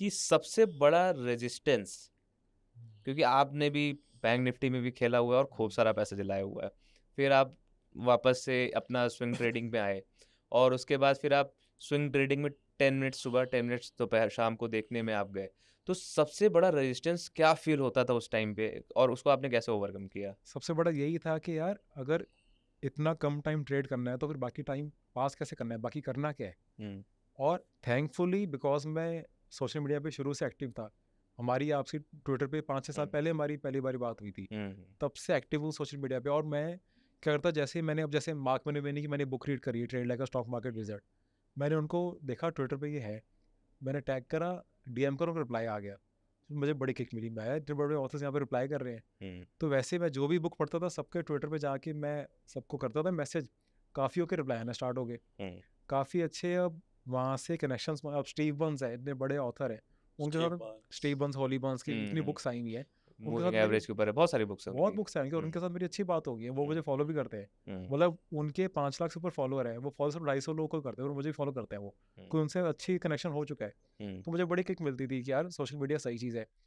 अब उसके साथ साथ क्योंकि इतने टाइम से मैं एक्टिव था, तो धीरे धीरे मेरी फॉलोइंग बननी स्टार्ट होगी बाई चांस, तो उसके साथ साथ फिर इंस्टाग्राम पे भी आ गया, यूट्यूब पे भी आ गया, तो मेरे पास अब करने को बहुत कुछ है। अगर बहुत अब बुक लिख रहा हूँ, 2 लिख चुका हूँ, 3 और लिख रहा हूँ, तो इसलिए मैं बिज़ी हूँ, मैं दिन में ये सब चीज़ों में बिज़ी हूँ जिसमें मज़ा आ रहा है मुझे। कोई अब मैंने यूट्यूब वीडियो डाली है, तो उसके लिए डालने से पहले मैं जैसे इंट्रोवर्ट हूँ, इतना ज़्यादा नहीं बोल पाता, पहले ही मेरी यूट्यूब वीडियोस थी वो सिर्फ स्क्रीन पे फोटोज़ आ रही है, मेरी वॉइस ओवर आ रहे हैं, अब धीरे धीरे उसको बैरियर को ब्रेक करा, तो ऐसे आप एज अ पर्सन इम्प्रूव हो रहे हो उसके साथ। ये पॉडकास्ट में आज से आप 5 साल पहले बोलते मैं नहीं कर पाता, मैं फेस ही ना कर पाता कैमरा, तो वो यूट्यूब पे फेस करा कैमरा, अब इंस्टाग्राम पे फिर आया, फिर अब तो हो गया कि अब अभी मुझे बोलो अभी लाइव चल जाऊंगा मैं, तो ये चीज़ करते करते आई है, खुल गए थोड़ा। अभी धीरे धीरे खुले हैं बोला, खुल तो ये गए चीज़ एज अ मार्केट ने कितना ज़्यादा इम्प्रूव कर दिया इस चीज़ के लिए। अब Perfect. बिकॉज ये चीज़ में मुझे मज़ा आना शुरू हो गया बड़ा ज़्यादा। मुझे यूट्यूब वीडियोस में व्यूज़ आए, क्योंकि ना देखो मेरा चैनल ट्रेडर हनी जो चैनल है वो साइकोलॉजी का चैनल है। मैंने कोई ऐसे वो थंबनेल नहीं बना पाऊंगा मैं कभी भी, ना बनाने हैं कि 5,000 से 5 लाख कैसे बनाने हैं, यहाँ ये ऑप्शन स्ट्रैटेजी सीख लो। मेरी वीडियोस बड़ी बोरिंग होती है क्योंकि मेरी वीडियो साइकोलॉजी पे है। वो वही बंदा देखेगा जो सब तरफ से मार खा के आ चुका है। मतलब आपने खुद को बिजी रखने के लिए अपना एक नीश ढूंढ लिया कि यार मैं ये काम कर सकता हूँ साइड बाय साइड में। तो कोई और अपनी जॉब देख सकता है, कोई अपना बिजनेस देख सकता है, वो वहां पे बिजी हो सकता है, बट बिजी होना उनको देखना पड़ेगा सो दैट वो चार्ट वगैरह में अपना दिमाग ना लगाए। हाँ, मैं अपना बिजनेस छोड़ के यहाँ पे आया था। मेरे पास प्रॉब्लम थी कि मैं फ्री हो गया था और वो फ्री होने की वजह से मेरे लॉसेस हो रहे थे सारे। परफेक्ट। तो मुझे बाय चांस ये सोशल मीडिया उस टाइम पे एक्टिव था तो उसके अंदर और जाता रहा। उसमें मज़ा आना शुरू हो गया, बुक्स लिखने में मज़ा आना शुरू हो गया। बुक्स रीडिंग में इतना मज़ा आता है बिकॉज जब आपने पहले 1-2 साल में कम से कम 100-150 बुक्स पढ़ोगे तो आपका मन करता है मैंने बुक भी लिखनी है। तभी बुक लिखने का थॉट आया था, कोई पहले इतनी बुक्स रीड कर चुका था। तो मुझे ये गैप दिख रहा था कि यार साइकोलॉजी के बारे में कोई लोग बात ही नहीं कर रहे किसी बुक्स में, और इंडियन ऑथर्स वैसे ही नहीं कोई ज़्यादा बात कर रहे। फिर ये बुक लिखने का शौक चढ़ा कि यार बुक लिखनी है। फिर एक इंडियन ऑथर थे बैंगलोर में, उनके पास गया, उनसे बैठ के समझा कि कैसे बुक लिखते हैं, पब्लिशिंग क्या होती है। तो ये 10 चीज़ों के बारे में और सोच पाया। और अगर आप ऑलरेडी जॉब कर रहे हो फिर तो आपको कुछ और सोचना ही नहीं, उसी जॉब पे फोकस करो, साथ साथ में ट्रेडिंग करो। या मैं वो आपको ट्रेडिंग व्यू लॉग इन करना है या नहीं नहीं, नहीं नहीं, सिर्फ वो पीपीटी, पावर पॉइंट खोल दो, अच्छा सब सिर्फ कुछ है, पीपीटी खोल दो उसमें मैं। ही सारे गूगल चार्ट्स मीट हैं। बता दो। तो देखो ये बहुत ही सिंपल टू फॉलो स्ट्रेटजी है। और काफ़ी लोगों ना ये भी होता है कि यार इतनी सिंपल स्ट्रेटजी तो नहीं वर्क करेगी, उनको लगता है भी कम्प्लेक्स होना चाहिए कुछ ना कुछ, इतनी ईजी कैसे वर्क करेगी। हाँ। पर आप किसी भी लेजेंडरी ट्रेडर्स की आप चार्ट्स देख लो, चाहे ट्विटर पे कहीं पे देख लो, बिल्कुल प्लेन चार्ट्स होते हैं। स्ट्रेटजी एक्चुअल में बहुत सिंपल होनी चाहिए, तभी आप उसको एक्चुअल में अच्छे से फॉलो कर पाओगे। अगर स्ट्रेटजी इतनी कम्प्लेक्स है ना, बिकॉज मार्केट आवर्स में आपका माइंडसेट इतना ज़्यादा उस टाइम चल रहा है, आपको इतने थॉट्स आ रहे हैं, आपके अंदर फियर आ रहा है, एक्साइटमेंट आ रहा है, सब कुछ आ रहा है। उस टाइम पे अगर स्ट्रेटजी आपको अगर डबल सिग्नल्स देगी ना, फिर तो आप कुछ कर ही नहीं पाओगे। इसलिए स्ट्रेटजी बहुत ईजी होनी चाहिए, एंड मैं ट्राई करूँगा उसको बहुत ईजी वे से समझाने की। So this is RSI highway strategy. अब हाईवे स्ट्रेटजी पहले हम चलो RSI का हल्का सा समझ लेते हैं। RSI देखो बेसिकली रिलेटिव स्ट्रेंथ इंडेक्स है and developed by Welles Wilder junior. अब इसके अंदर RSI को हम सारे बेसिकली क्या देखते हैं कि यार RSI है 70 के ऊपर चलेगी, ओवरबॉट होगी है, अब गिरने वाली है। 30 नीचे चलेगी, ओवरसोल्ड होगी, अब यहाँ से बाय कर रहा हो, ऊपर चल जाएगी। बट एक्चुअल में RSI का मतलब ये कि आप रिलेटिव स्ट्रेंथ देखो, आप स्ट्रेंथ फाइंड करो, मोमेंटम फाइंड करो। एज अ स्विंग ट्रेडर आप एक मोमेंटम बायर हो। तो RSI मेरे अकॉर्डिंग जब 70 के ऊपर जाती है ना, उस टाइम पे तो असली मूव आता है, जहाँ पे लोग सोचते हैं कि यार ओवरबॉट होगी, अब गिरने वाली है। मैं आपको चार्ट्स भी दिखाऊंगा अब आप देखो जैसे निफ्टी का मंथली चार्ट है ये। इसके अंदर आप देखोगे जब 2004 से 2008 वाला जो क्रैश वाला जो टाइम था, उस टाइम पे निफ्टी 2200 से 6300 गई थी, एंड उस टाइम पे आपका RSI ऑलमोस्ट सब टाइम पे 70 के अबव था। अगेन बाद में 2014 से 2016 का जो ये रन आया था, उस टाइम पे अब देखो 70 के अबव कितना टाइम रहा है वो, जब 6600 से 9000 तक गई निफ्टी। ये रेड लाइन 70 का है। हाँ, रेड लाइन से अबव 70 है ओके। एंड ग्रीन से नीचे वो 30 है। देन उसके बाद आप देखोगे 2020 लॉकडाउन के बाद जो मूव आई थी, उस टाइम पे निफ्टी 12200 से 18000 चली गई थी, एंड उस टाइम पे भी अब देखो ऑलमोस्ट सब टाइम के लिए आपकी RSI 70 के अबव था। प्लस जिस टाइम पे लोगों को लगता है कि यार बहुत चल गई और कितना चलेगी, इशू यही है, लोग सोचते हैं इतना चल गया ना और कितना चलेगा, ओवरहीट हो गया है। और फिर लोग एक्चुअल में ना होता क्या है कि लोग ना प्रॉफिट बुक करने का बहाना ढूंढ रहे होते हैं। और कितनी बार आपने देखा होगा लोग कहते हैं कि यार ये स्टॉक तो मैंने इस प्राइस पे लिया था, आज देखो कहाँ पे पहुंचा हुआ है। ये सबकी प्रॉब्लम होती, सबकी कंप्लेंट होती है ना, क्योंकि अभी जो चीज़ स्ट्रांग हो रही है उसमें तो और स्ट्रांग होना है, उसमें और अच्छा चलना है, और उसको आप बीच में ही कैप कर दोगे, बीच में काट दोगे। जैसे सब पूछते हैं सर आपका टारगेट कहाँ पे है स्टॉक का, मैं मुझे नहीं पता टारगेट का है। आपको एंट्री करते टाइम पता होना चाहिए कि आपका स्टॉप लॉस का है, बस। टारगेट आपको नहीं बताना चाहिए, टारगेट आपको खुद ही स्टॉक बताएगा। आप ट्रेल करो ना, जब तक ट्रेल ठीक चल रहा है आपका, मैं आपको ट्रेनिंग भी बताऊंगा कैसे एग्जिट करना है। जब तक आपका ठीक चल रहा है उसको बैठो उसके ऊपर। आपने जो चीज़ 100 पे ली है, अगर वो 200 पे जानी है, उसको आपने 110-15 पे क्यों काटना है? आपने उसको 90 पे काटना है, ठीक है, 90 का आपने 85 भी नहीं देखना, बट आपने उसको कैप क्यों करना है? कोई बच्चा नहीं दूर भागना चाहता है, उसको वहीं हाथ पकड़े रोक रहे हो, नहीं नहीं ना भाग तो गिर जाएगा। अरे उसमें कैपेबिलिटी है, वो भागना है बस। यहाँ अगर बच्चा भाग रहा है, वो भाग के थोड़ा टाइम रेस्ट कर सकता है, उसमें कोई इशू नहीं है, रेस्ट करना ठीक है। बट भागता बच्चा रेस्ट कर रहा है, वो साइन है कि दोबारा अच्छे से भागेगा। वही स्टॉक भी करते हैं, चलते हैं रेस्ट करते हैं, फिर चलते हैं फिर रेस्ट करते हैं, जब तक अप ट्रेंड इंटैक्ट हो। तो मंथली चार्ट के अंदर हमने इसमें देखा 70 के अबव जब है वो कितनी अच्छी मूव दे रहा है। अब आप स्टॉक में भी देखो CDSL का मंथली चार्ट है ये। जब ये जुलाई के बाद जब इसने 430 का ये ब्रेकआउट दिया था, ये 430 से ऑलमोस्ट 4 टाइम हुआ है ये वहाँ से, एंड इस सब टाइम के अंदर आपकी मंथली RSI 70 के अबव है। अगर आप 430 450 लेवल पे RSI 70 अबव देख के सोच रहे हो कि यार तो बहुत चल गया है, ओवरबॉट हो गया है, अब तो ये कूल डाउन होगा, रुक जाते हैं, तो आपने तो सारी मूव मिस कर दी ना। आप इसके बाद BSE का चार्ट देखो, यहाँ पे भी आप देखोगे 2021 में जब ये 470 से 1000 तक गया है, उस टाइम पे भी RSI सब टाइम पे 70 के अबव थी। एंड उसके बाद जब ये रीटेस्ट हुआ है, जो प्रीवियस ब्रेकआउट जोन था उसको रीटेस्ट किया इसने, उसके बाद जब दोबारा ऐसे चलनी स्टार्ट हुई है, RSI जब 70 से चल के 85 88 तक गई है, उस टाइम गई नहीं 630 से 2600 गया है। मतलब सब टाइम में मैं बस आपको ये एग्जांपल्स दिखा रहा हूँ, थोड़े दिन मैं बुलिश दिखाऊंगा, फिर एक दो बेरिश भी दिखाऊंगा कि भी RSI को जो हम जिस वजह से देखते थे ना, मैंने आपका पर्सपेक्टिव बेसिकली चेंज करना है। नेक्स्ट है HCL का, इसमें भी देखो आप, जो जनवरी 22 के बाद 760 से ये 2800 तक गया है। RSI ऑलमोस्ट सब टाइम पे इसकी मंथली की 70 के अबव थी। टानला का जो स्टॉक है, इसके अंदर देखो 70 के अबव जब गई RSI, एक लॉन्ग टर्म ब्रेकआउट भी आया, 100 से ये 2000 गया था 2 साल के अंदर। PFC मंथली सेम देखो 140 से 400, RSI अबव 70। अब अपार इंडस्ट्रीज देखो 1000 से 5500, RSI अबव 70। अब ये रिलायंस कैपिटल का ना वीकली चार्ट है। अब इसके अंदर मैं ऑपोजिट बेरिश आपको व्यू दिखा रहा हूँ। जब ये 100 से नीचे गया है, इसकी RSI जब 30 के नीचे गई है, उस टाइम पे RSI सारा टाइम 30 के नीचे ही रही है, और ये 100 से 5 तक गया था ये। मतलब क्योंकि इसमें ब्रेक डाउन दिख रहा है, सब कुछ ठीक है, पर लोग काफ़ी बार ये देखते हैं कि यार इसकी मंथली में RSI तो ओवर सोल्ड होगी, अब तो यहाँ से बाय कर लो। फिर लोग 100 में भी बाय करेंगे, फिर 90 में भी करेंगे, 80 जीरो पे तो भी जाएगा नहीं, करेंगे। जाएगा तो भाई लॉस कितना ही हो जाएगा। हाँ, पर 12 रुपए की चीज 20 रुपए की चीज 40 भी- रुपए 60 रुपए चली गई, हाँ, तो भाई ट्रिपल हो गया आपका पैसा। बट तब लोग ये तक सोच 100 से तक करते हैं। वो तब तक अपना खत्म कर चुके कैपिटल, एंड वो हम्म, क्या करते हैं, देखो ईगो कहाँ प्ले करती है, एक स्टॉक में जहाँ फंस गए हो ना, और फिर जहाँ पे आपका स्टॉक ठीक चल रहा है ना, आप उसको काट के ना लॉस मेकिंग में डाल दोगे कि वहाँ तो प्रॉफिट आ ही रहा है, इसमें मैं डाल दूँ। अब इसका मैं आपको एग्जांपल दिखाता हूँ स्ट्रेटजी से हटके।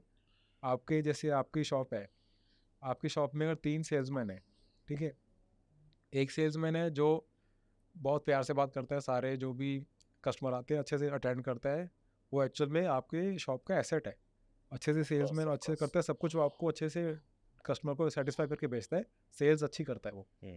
एक सेल्समैन है जो बस वो थोड़ा आलसी है, बैठा रहता है, वो कुछ नहीं करता, तंग नहीं करता किसी को, पर वो कुछ काम भी नहीं कर रहा, वो बैठा हुआ है। तीसरा सेल्समैन है जो लिटरली रोडली बात कर रहा है, जिस लोगों से, लोग आ रहे हैं, लोग वापस भेज रहे हैं, उसकी वजह से एक्चुअल में लॉस हो रहा है आपको। अब आपके पास सैलरी देने के लिए पैसे कम है, आपने किसी एक को फायर करना है, तो आप किसको फायर करोगे? थर्ड वाले को। रूड थर्ड वाले वाले को करोगे ना, जो नुकसान दे रहा है। हाँ, ऑब्वियस है ना, ये तो रेपुटेशन खराब हो रही है। सब कुछ हो रहा है, आपका नुकसान, लिटरली नुकसान हो रहा है, आपका कैश जा रहा है। मार्केट में अगर आपके पास 3 पोर्टफोलियो में 3 स्टॉक्स है, एक आपको प्रॉफिट दे रहा है, प्रॉफिट में बैठा है, एक एट पार है, ब्रेक इवन में है, एक आपको लॉस दे रहा है, आपने नेक्स्ट डे में आपने एक स्टॉक काट के ही जाना है, आप प्रॉफिट वाला बुक कर जाओगे आप। Very Good. Good example, but मतलब कन्वेंशनल चीज यही है। अगर मे बी स्टॉक मार्केट के सिवा वो लोग किसी और बिजनेस में होता है यही करते हैं, लेकिन यही स्टॉक करते हैं। मार्केट में ये कहते हैं कि भाई अच्छे 2 को हटाओ, एक ब्रेक इवन और पॉजिटिव वाले को हटाओ, और जो लॉस में उसको पैसे दिखाओ, इसको भी प्रॉफिट में लेके जाएंगे। हाँ, क्योंकि अभी मैं आपको बताता हूँ, मेरे मामा जी हैं, अभी उनका तुमको बताया था स्टोरी। मामा जी का मैंने पोर्टफोलियो खाली करा, उस समय मार्केट ऑल टाइम हाई के पास है, कुछ स्टॉक्स मरे पड़े उनके, तो उन्होंने बोला यार प्रॉफिट वाला काट दो, ये लॉस वाला जब थोड़ा ऊपर है तब काट देंगे, ब्रेक इवन काट देंगे। तो मैंने कहा नहीं समझे, बहुत समझाया कि ऐसा नहीं, ऐसा होता है, ये चीज़ गलत मेंटेलिटी, हम लोग ऐसे फॉलो नहीं करते। तो कहा यार मुझसे तो नहीं होगा, तुम ही कर दो। तो मैंने काटा, उनके मोबाइल पे अलर्ट आया, मतलब वो बगल में बैठे थे, मैं लैपटॉप पे काटा, उनके मोबाइल पे 0 तक अलर्ट आया। उसके बाद अरे यार बड़ा दुख हो रहा है काट दिया तुमने, फिर काटा, दूसरा काटा, बड़ा दुख हो रहा है। मतलब वो क्योंकि होप थी ना, वही तो, मतलब कभी ना कभी कितना प्रॉफिट में आ जाएगा। हाँ, होप मैंने खत्म कर होप दी खा दी उनकी। तुमने होप हाँ। खत्म कर दी, लेकिन बचा लिया अगला हाँ, वही 4 महीना। उनकी होप से मैंने उनकी पूरी लाइफ बचा दी। मतलब पर लोग नहीं मानते। मुझे मेरे रिलेटिव है जो रिलायंस कैपिटल अभी भी लेके बैठे हुए हैं 2008 से। चलो अब तो भगवान भरोसे। अब तो देखे जाने के लिए बैठे हैं। मतलब वो एक्चुअल में हम रियल लाइफ में हम बड़े रैशनली सोचते हैं, मार्केट में ऑपोजिट सोचते हैं, हम प्रॉफिट अच्छा, वाले को ऐसा काट ही क्यों लेंगे। कि ये मतलब रियल लाइफ टाइम का जो हम लोगों का रैशनलिज्म है और मार्केट में उसका उल्टा कैसे कर देते हैं हम लोग? यही ना, कोई मार्केट में हम यहाँ पे कोई रियल में आपको ऐसे कुछ रियल दिख नहीं रहा कि यार ये वाले अगर निकाल देंगे, सेल्समैन को पता है ये लॉस मेकिंग सेल्समैन, ऐसे निकाल देंगे हमारी शॉप ठीक हो जाएगी। बट यहाँ पे लोगों को एक्चुअली समझ नहीं है, उनको लगता है कि नीचे जा रहा है स्टॉक, कल को तो ठीक हो ही जाएगा। अब जो चीज़ 100 वाली है वो वहाँ से 50% गिर सकती है, 50 वाली वहाँ से फिर 50% गिर सकती है, 25 वाली फिर 50% गिर सकती है, 12.5 वाला फिर 50% गिर सकता है। पर उनको लगता है इतना गिरे और कितना ही गिरेगा। नीचे जाने वाले के लिए लोगों के पास बहुत पेशेंस है कि इतना गिरे और कितना ही गिरेगा, और ऊपर चलने वाले को बोलते हैं कि इतना चलेगा और कितना चलेगा पहले बुक कर लो। पेशेंस की सारी गेम है यहाँ पे। और वो देखो 1990s में ना म्यूचुअल फंड की जो होल्डिंग पीरियड था ना वो 3 महीने था, अच्छा। फिर 2000 में आके वो 11 महीने कुछ ऐसे और 3 साल से 11 महीने कुछ हो गया। इस टाइम पे म्यूचुअल फंड की होल्डिंग जो एवरेज बंदे की ना 11 दिन है, वो पेशेंस ही नहीं रहेगी। बोलो इतनी रोटेशन करते रहते हैं वो म्यूचुअल फंड्स के अंदर भी। अब जो one upon wall street book थी जिनके पीटर लिंच, उनकी बुक पे उन्होंने बताया हुआ उनकी फिडेलिटी इन्वेस्टमेंट जो उनका फंड था कितने सालों तक कितने अच्छे रिटर्न्स दिए उन्होंने, S&P 500 को बीट करा, सब कुछ है। पर उनके जो इन्वेस्टर्स उन्होंने पैसे नहीं बनाए क्योंकि वो उसमें टाइमिंग कर रहे थे। जब उनकी रिटर्न्स अच्छी आ रही थी म्यूचुअल फंड की वो एंटर कर लेते थे, जब रिटर्न खराब हो वो निकल जाते थे। मतलब उसमें भी वो टाइम करना स्टार्ट हो गए थे। तो लोग एक्चुअली में पेशेंस लोगों के पास है ही नहीं है क्योंकि उनके पास लगातार अब स्क्रीन में रियल टाइम उनको दिख रहा है। उनको स्मार्ट बनने की चुल है। हाँ, और एक्टिवली कुछ करके बनने की चुल है। क्योंकि आप मैंने पैसा कुछ मत करा दो, है। मैं करके दिखाऊंगा। मैंने अब एक बंदा है उसने मुझे कॉन्टैक्ट करा, कह रहा सर मेरे ना मैं ऑप्शन सेलिंग करता हूँ, मैं बड़ी सब कुछ करके मैं चार्जेस करके मैं साल का 12% निकाल लेता हूँ मैं कहा ETF में डाल दें। कह रहे फिर मैं करूँगा क्या? मैं कहा भी वो आपकी नो प्रॉब्लम है, आपको कुछ और करो, पर ये क्यों कर रहे हो? बोले 6 घंटे 7 घंटे दे भी रहे हो मार्केट, सब कुछ कर रहे हो, उसके बाद आपको 12% बनाने हैं तो निफ्टी ETF ले लो ना, बंद करो जिंदगी से भाई, और कुछ कर लो। पर अब मार्केट में आ चुके हैं, फोकस इसमें, बिजी इसमें, एडिक्शन इसमें, आप कुछ और कर भी नहीं सकते। यही है ना इसके अंदर। ठीक है, अब रिलायंस कैपिटल के अंदर हम देखोगे 100 से 5 ही गया है और इसके अंदर RSI सब टाइम 30 के नीचे रही है। DHFL में देखो 600 से 15 तक गया है, सब टाइम 30 से नीचे रही है। बीच में हल्का सा बाउंस आया था, बट जो RSI का बाउंस आया वो 50 RSI तक भी नहीं जा पाया, उससे पहले दोबारा रिवर्स हो गया, दोबारा 30 के नीचे आ गया। अब ये RSI हाईवे स्ट्रैटेजी क्या है?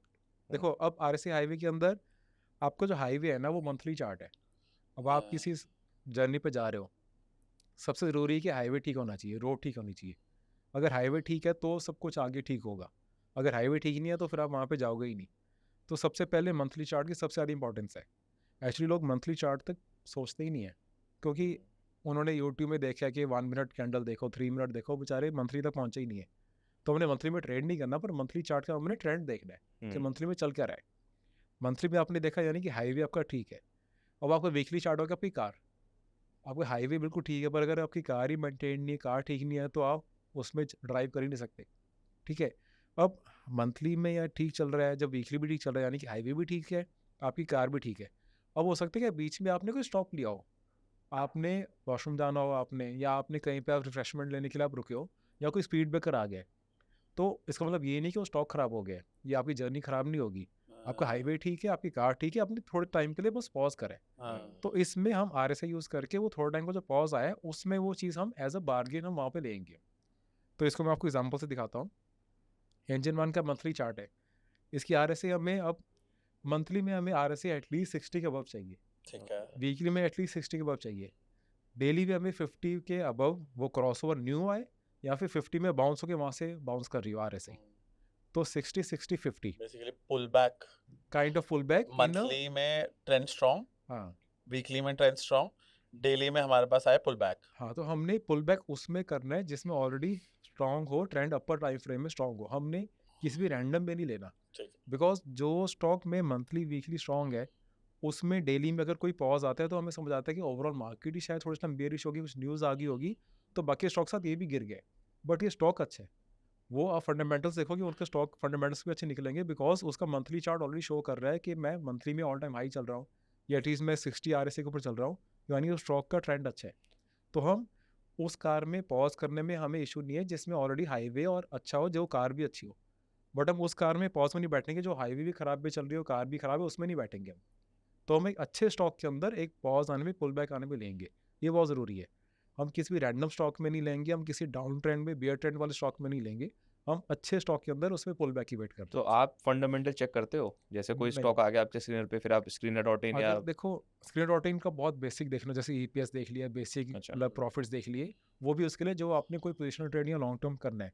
अगर आपने स्विंग करना है उसके लिए नहीं ज़रूरत है, क्योंकि वो आपने करना कुछ दिनों के लिए है। हाँ, उसमें बस ये बेसिक देखना होता है कि एटलीस्ट उस स्टॉक के अंदर लोअर सर्किट अपर सर्किट ना लग रहे हो, एटलीस्ट वो स्टॉक 200 मूव एवरेज के ऊपर हो। ये बेसिक चेकलिस्ट है उसके अंदर। बाकी हाँ, अगर कोई प्रॉपर लॉन्ग टर्म करना है तो बेसिक फंडामेंटल्स देखना, वरना रिक्वायरमेंट नहीं है, स्विंग की और रिक्वायरमेंट नहीं है। और सेक्टर या लीडरशिप, ये सब नहीं कॉन्सेप्ट इसमें यूज करते हो आप? नहीं, देखो जैसे अब इसका जो स्कैनर है ना, हाँ। ये स्कैनर ही आपको स्पिट आउट करके देगा कि ये स्टॉक आ रहे हैं। वो स्टॉक के आपको पैटर्न समझ आएगा कि अच्छा इस बार यार सारे से डिफेंस सेक्टर के आने स्टार्ट हो गया, यानी डिफेंस सेक्टर का चार्ट अच्छा होगा। वो आपको स्कैनर दिखाएगा, उससे पता चलेगा सेक्टर कौन सा अच्छा आ रहा है। पर आपने सेक्टर वाइज स्कैन नहीं करना, आपने स्कैनर ही आपको बताएगा कि जैसे अब आप ऑल टाइम हाई स्कैनर निकालो, जैसे चार्टिंग वेबसाइट से निकाल लो, जो ऑल टाइम हाई में बार बार आ रहा है, कुछ दिनों तक आ रहा है, वो अगर वो सेक्टर्स के आप देखोगे यार सिमिलर सेक्टर के बार बार आ रहे हैं, वो सेक्टर स्ट्रॉन्ग है। आपको इसमें आपको उससे पता चलेगा कि यार बार बार केमिकल के आई जा रहे हैं, यानी केमिकल सेक्टर स्ट्रॉन्ग चल रहा है। बट आपने एज अ सेक्टर वाइज नहीं स्कैन करना, आपने अपना स्कैनर से आपकी स्टडी से स्कैन करना है, वो आपको दिखाएगा कि कौन से स्टॉक्स आ रहे हैं बार बार। ठीक है, एंजल वन का मंथली चार्ट में अब RSI 60 अबव है जी। इसमें अब वीकली चार्ट देखो, अब वीकली के अंदर यानी आपकी कार जो होगी वो भी 60 अबव चल रही है RSI, यानी कि ये भी ठीक है। अब डेली के अंदर जब आप देखो, जहाँ मैंने एरो मार्क करे हुए हैं, डेली में जहाँ पे अब ये आके वहाँ पे टच कर रहा है 50 के पास, और वहाँ पे कुछ बुलिश कैंडल बना रहा है, यहाँ पे हमारे एंट्री पॉइंट्स है।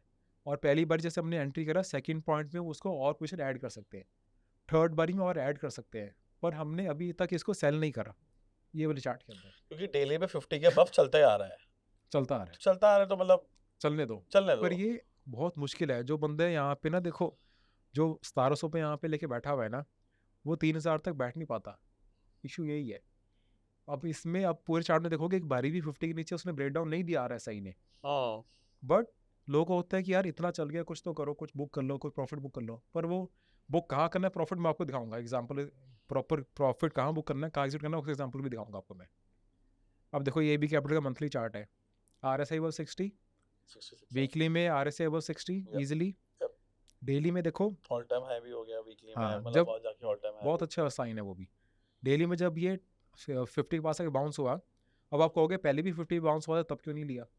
उस टाइम पे इसका मंथली और वीकली RSI 60 के नहीं था, वो इस टाइम पे था तो यहाँ पे लिए, एंड उसके बाद राइड कर रहे हैं बस, उसको कुछ नहीं कर रहे। इसमें क्वेश्चन कि आप बाउंस किसको बोलते हो, कि व्हाट इज मतलब बाउंस? RSI जब 50 पे आके वहाँ से बाउंस हो रही है, आप देखोगे नीचे मैंने RSI में ब्लू लाइन लगा तो के रखी हुई है, मतलब बाउंस का मतलब हो गया एक बार डिप लिया, रेड कैंडल बनी, या और कोई भी बेरिश कैंडल बनी, उस पे और कुछ भी अगले दिन एक पॉजिटिव कैंडल बनी, तो तब जाके आपका बाउंस कंफर्म पॉजिटिव हो कैंडल गया। वो क्लोज हुआ है क्योंकि ओ, डेली क्लोज चार्ट है, क्लोज, यस यस, हाँ, 100%। तो पॉजिटिव कैंडल क्लोज हो रही है, तो दैट इज योर बाउंस। हाँ, तो मतलब कोई भी हमारा ग्रीन कैंडल क्लोज हो रही है कि रिवर्सल कैंडल बन रही है वहाँ पे? नहीं, ग्रीन कैंडल क्लोज हो रही है, और उससे भी अच्छा क्या होता है कि वो ग्रीन कैंडल का हाई भी ब्रेक हो रहा है, अच्छा। क्योंकि आपकी कंफर्मेशन तभी आएगा, वरना अगर आप पहले ही ग्रीन कैंडल पे ले लोगे तो वो काफ़ी बारी फेक मूव्स भी होते हैं। तो आपने थोड़ा महंगा लेना है, पर आपने कंफर्मेशन पे लेना है, ठीक है। अब इसके बाद आप एयरटेल का मंथली चार्ट देखो, RSI में यानी हाईवे बिल्कुल ठीक चल रहा है, वीकली चार्ट यानी कार बिल्कुल ठीक चल रही है, उसमें भी RSI वो 60 है, वीकली में कहाँ है? वीकली में नीचे RSI मैंने मार्क किया हुआ है, 67, लाइन अच्छा 70 है। अच्छा। हाँ वो 70 अबव तो मतलब वो ज़्यादा ओवर बॉट वाला हो गया, पर हमें 60 अबव चाहिए एटलीस्ट हमें। And then Airtel daily chart के अंदर फर्स्ट ब्रेकआउट जो आया था, अब RSI 50 थी, उसके नीचे थी RSI 50 के अबव जब आया फर्स्ट ब्रेकआउट, उस टाइम में देखो कितनी अच्छी बुलिश कैंडल भी आई है, वहाँ पे हमारे जब बाय हुआ, उसके बाद उसने पिरामिड का 2 बारी उसने और चांस भी दिए, और उसके बाद चल रहा है And RSI then 50 के नीचे नहीं आया। further breakout।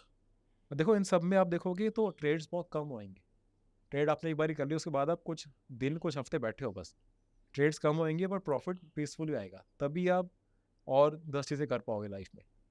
अब इसके बाद मनोपुरम देखो आप, RSI 60 अबव मंथली में, वीकली में 60 अबव, डेली के अंदर इसने फर्स्ट एंट्री जब वीकली और मंथली भी फेवर में था, उसके बाद पिरामिड का उसने और ऑप्शन दिया आपको जब RSI दोबारा 50 पे आके बाउंस कर रही थी, उसके बाद दोबारा आपको ऐड का ऑप्शन दिया, एंड उसके बाद चल रहा है।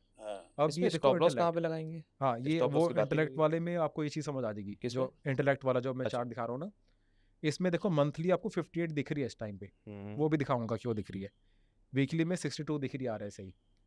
डेली में देखो क्या हुआ है, आपकी जब एंट्री हुई थी, जब पहली बार RSI 60 से 50 से नीचे से ब्रेकआउट आया था उसका, बट उस टाइम पे तो 60 के ऊपर नहीं था ना। नहीं उस टाइम पे मंथली और वीकली था 60 के ऊपर, जैसे मैं ये पिछले हाँ चार्ट ये दिखाता हूँ, बीच अच्छा में उस टाइम पे वो चले गया हुआ था, तभी एंट्री आई थी बारी। अच्छा, आप बोल रहे हो कि 50 के ब्रेकआउट पे भी ले सकते हैं एंट्री? हाँ, जब RSI नीचे से 50 ब्रेकआउट दिया तब भी ले सकते हैं, या रीटेस्ट पे भी ले सकते हैं RSI 50 की, तभी मैंने RSI 50 में लाइन लगाई होती है मैंने हमेशा। ओके। अब यहाँ पे क्या है ना, देखो RSI में 50 के जब ब्रेकआउट आया था, हमने एंट्री की थी फर्स्ट एंट्री, उसके बाद अब आपको अगर बेसिक आपको 1150 पे देखोगे, एक ब्रेकडाउन भी क्लियर दिख रहा है बेसिक प्राइस सेक्शन से भी। मेजर क्या है कि अब RSI पहली बार 50 के नीचे गई है, RSI 50 के नीचे जहाँ पे चली गई ना, आपने कुछ सोचना ही नहीं है, चुपचाप बाहर क्लोज उसी टाइम, पूरी एग्जिट, पूरी पोजीशन एग्जिट। उस टाइम पे अपने पार्ट बुकिंग नहीं करनी, पूरी एग्जिट करनी है, अपने पार्ट एडिंग करनी है ऑन द वे अप, अपने पिरामिड नहीं करनी है, बुक आपने पूरा करना है। ये आपको बिल्कुल एक बेसिक प्राइस सेक्शन से दिख रहा है, 1150 से इसने ब्रेक डाउन किया है, और RSI भी इतना टाइम बचा के अब इससे ब्रेक डाउन आया है। अब यहाँ पे आप कभी भी 1250 में टॉप पे नहीं बेच सकते, ठीक है। और आप जब आपने एंट्री ली है 700 में, आप उस टाइम पे 550 पे नहीं ले सकते थे एंट्री, आप कभी एकदम बॉटम पे ले नहीं सकते, लेना भी नहीं है, टॉप पे बुक भी नहीं करना और करना भी नहीं है, कर भी नहीं सकते, क्योंकि टॉप पे जब आएगा ना 1250 पे, उस टाइम आपको नहीं पता ना कि वो 1200 पे आके दोबारा आगे 1400 पे 1500 पे जाना है कि नहीं जाना, आपको नहीं पता। तो अपने वो फिल्टर उतना छोड़ना है उसका, टॉप छोड़ना है, बॉटम छोड़ना है, ऐसा बीच का क्रीम खाना है अपने हाँ। को। हाँ। क्योंकि मेन तो देखो, आपने इसको 750 800 से लेके आपने इसको 1100 तक राइड करा है, ये आपकी क्रीम है, आपने नीचे ऊपर का तो सोचना ही नहीं है। क्योंकि अगर आप बिल्कुल टॉप पे बुक करने की ट्राई करोगे ना, एक दो बार आप कर भी लोगे, बट जब वहाँ से रिवर्स होकर दोबारा वो अच्छा ऊपर चलना स्टार्ट हो गया ना, फिर आप री एंट्री नहीं कर पाओगे, बिकॉज उस टाइम में री एंट्री में आपकी RSI ऑलरेडी 50 से काफ़ी ऊपर जा चुकी होगी, फिर आप रिग्रेट करोगे यार ये स्टॉक था, मैंने क्यों जल्दी बुक कर लिया, वही जो हम बात कर रहे थे। आप स्ट्रैटेजी, आपकी अब ये स्ट्रैटेजी है, इसी को चुपचाप फॉलो करो। स्ट्रैटेजी जब तक 50 के ऊपर RSI डेली चल रहा है ना, उस टाइम पे किसी को ना पूछो, किसी डिस्कस भी ना करो।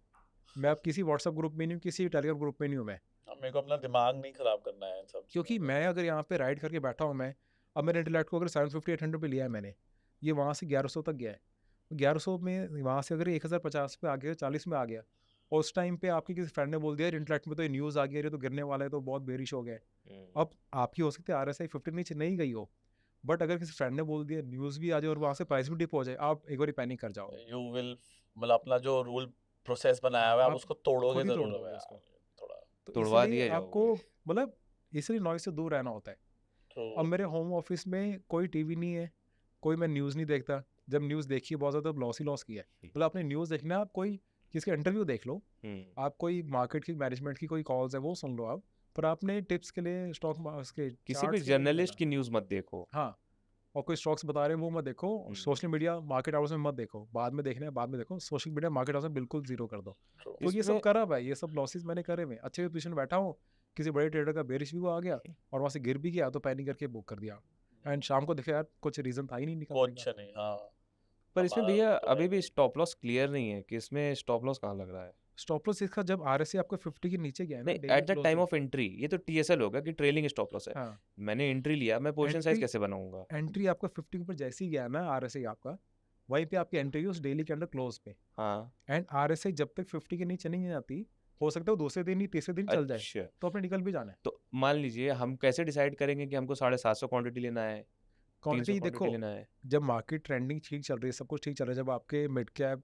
निफ्टी स्मॉल कैप ठीक चल रही है, उस टाइम पे आपने 10% ऑफ योर टोटल कैपिटल एक स्टॉक में डालना है, ये फिक्स रूल है। 10%। अगर मार्केट नहीं ठीक चल रही, थोड़े साइडवेज में है, फिर आप 5-7% से स्टार्ट करो। अच्छा, तो मतलब मान लो 100 रुपये का 500 रुपये का स्टॉक चल रहा है, मेरे पास 10 लाख रुपए हैं, तो मुझे 1 लाख रुपए डालना है 500 के हिसाब से, हाँ मतलब 200 क्वांटिटी। हाँ, वो आपने लेना है। और आपका अगर RSI कभी कभी हो सकता है आपकी कैंडल थोड़ी रनअप होके क्लोज कर रही है, कैंडल की बड़ी होगी, जब तक वो घूम के RSI 50 के नीचे जाएगा, तो हो सकता है आपका लॉस बड़ा हो जाए।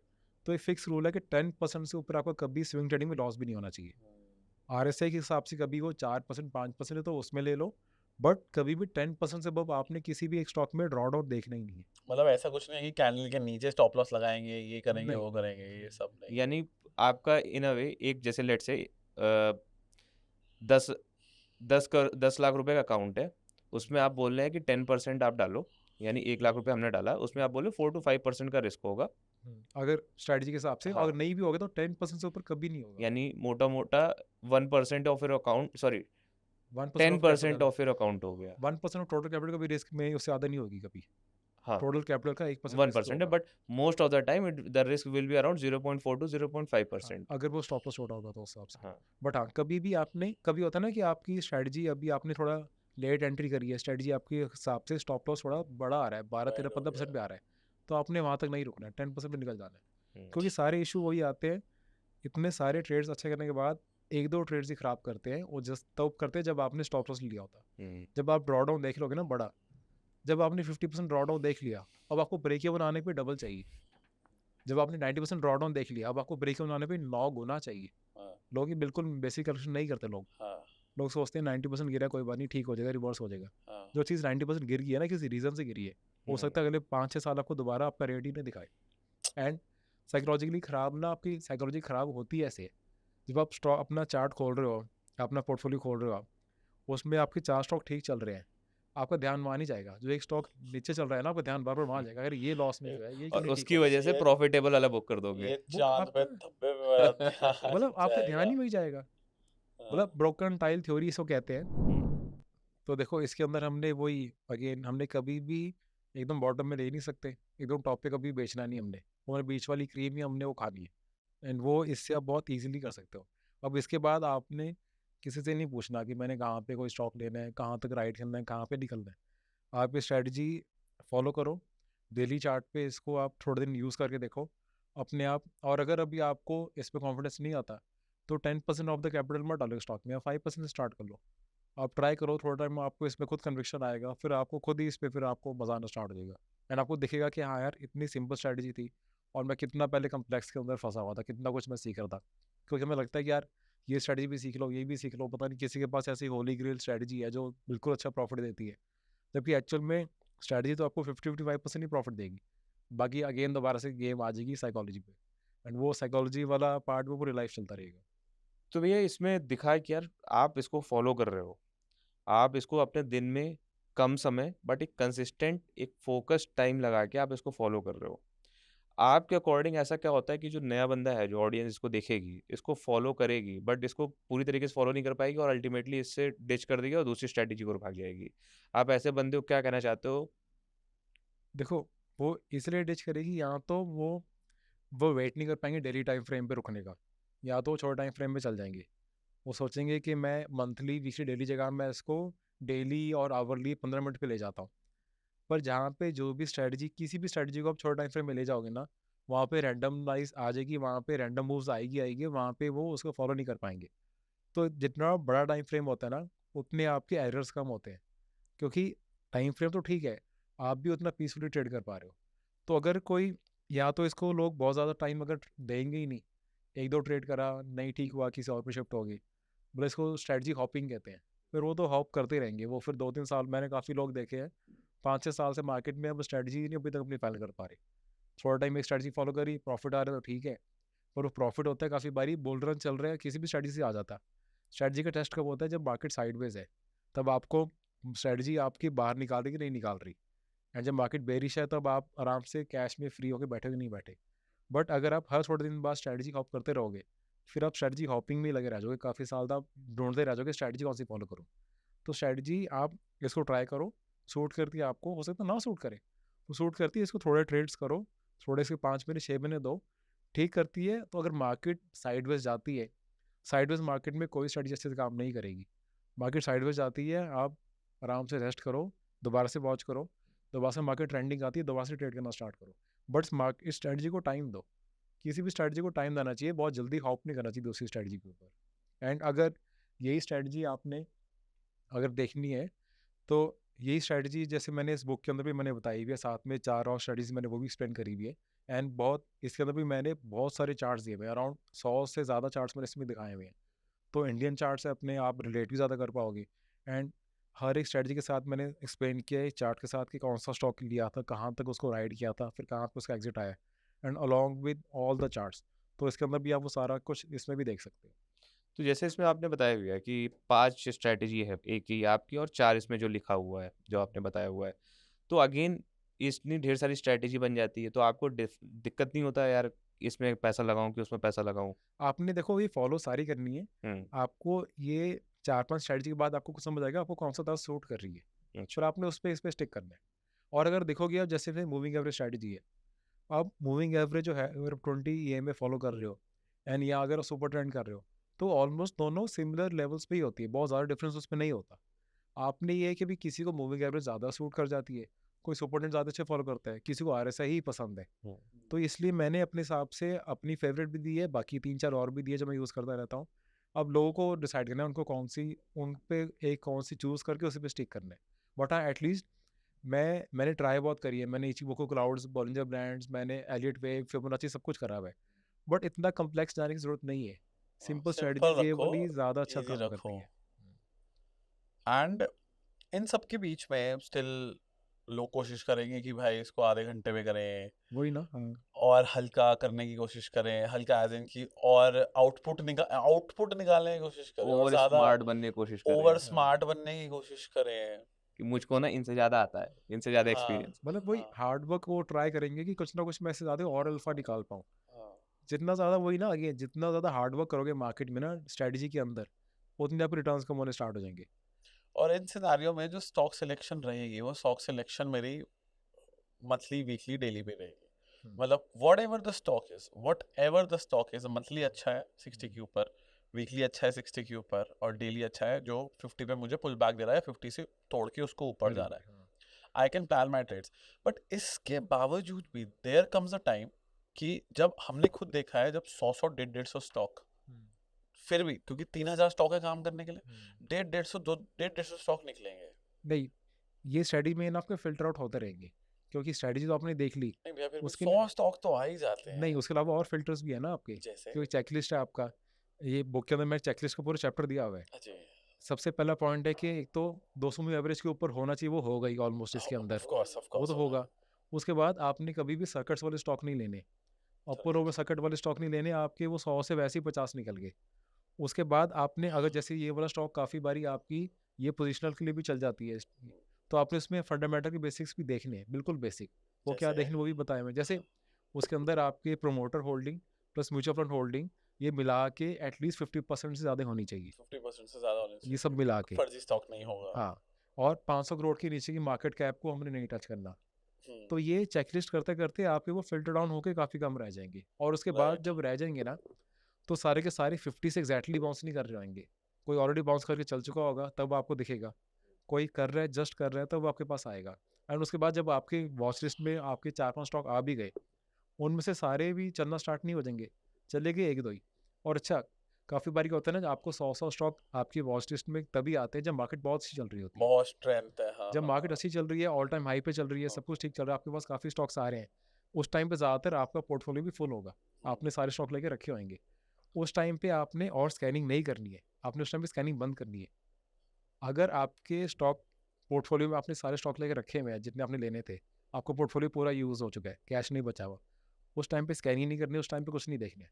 हाँ, बिकॉज उस टाइम पे स्कैनिंग करोगे ना, साइकोलॉजिकली क्या होता है, तो हिलाओ। आपका स्टॉक हो सकता है कोई नई मूव कर रहा है और आपके स्कैनर में कोई न्यू स्टॉक आ गया, आप जो नई मूव करो उसको बुक कर लोगे, न्यू स्टॉक ले लोगे, और उसके बाद आपका स्टॉक वो चलना स्टार्ट हो जाएगा, जो आपने न्यू लिया वो नहीं चलेगा। मैं इस टाइम पे ना एक सिचुएशन ऐसी भी होगी कि ना कुछ चल रहा है, ना कुछ समझ आ रहा है, लॉस हो गया, पैसे कम हो गए, और कुछ चीजें कि अब there is nothing to do, करने को भी कुछ नहीं है, मैं डेस्परेट सबसे ज्यादा हूँ।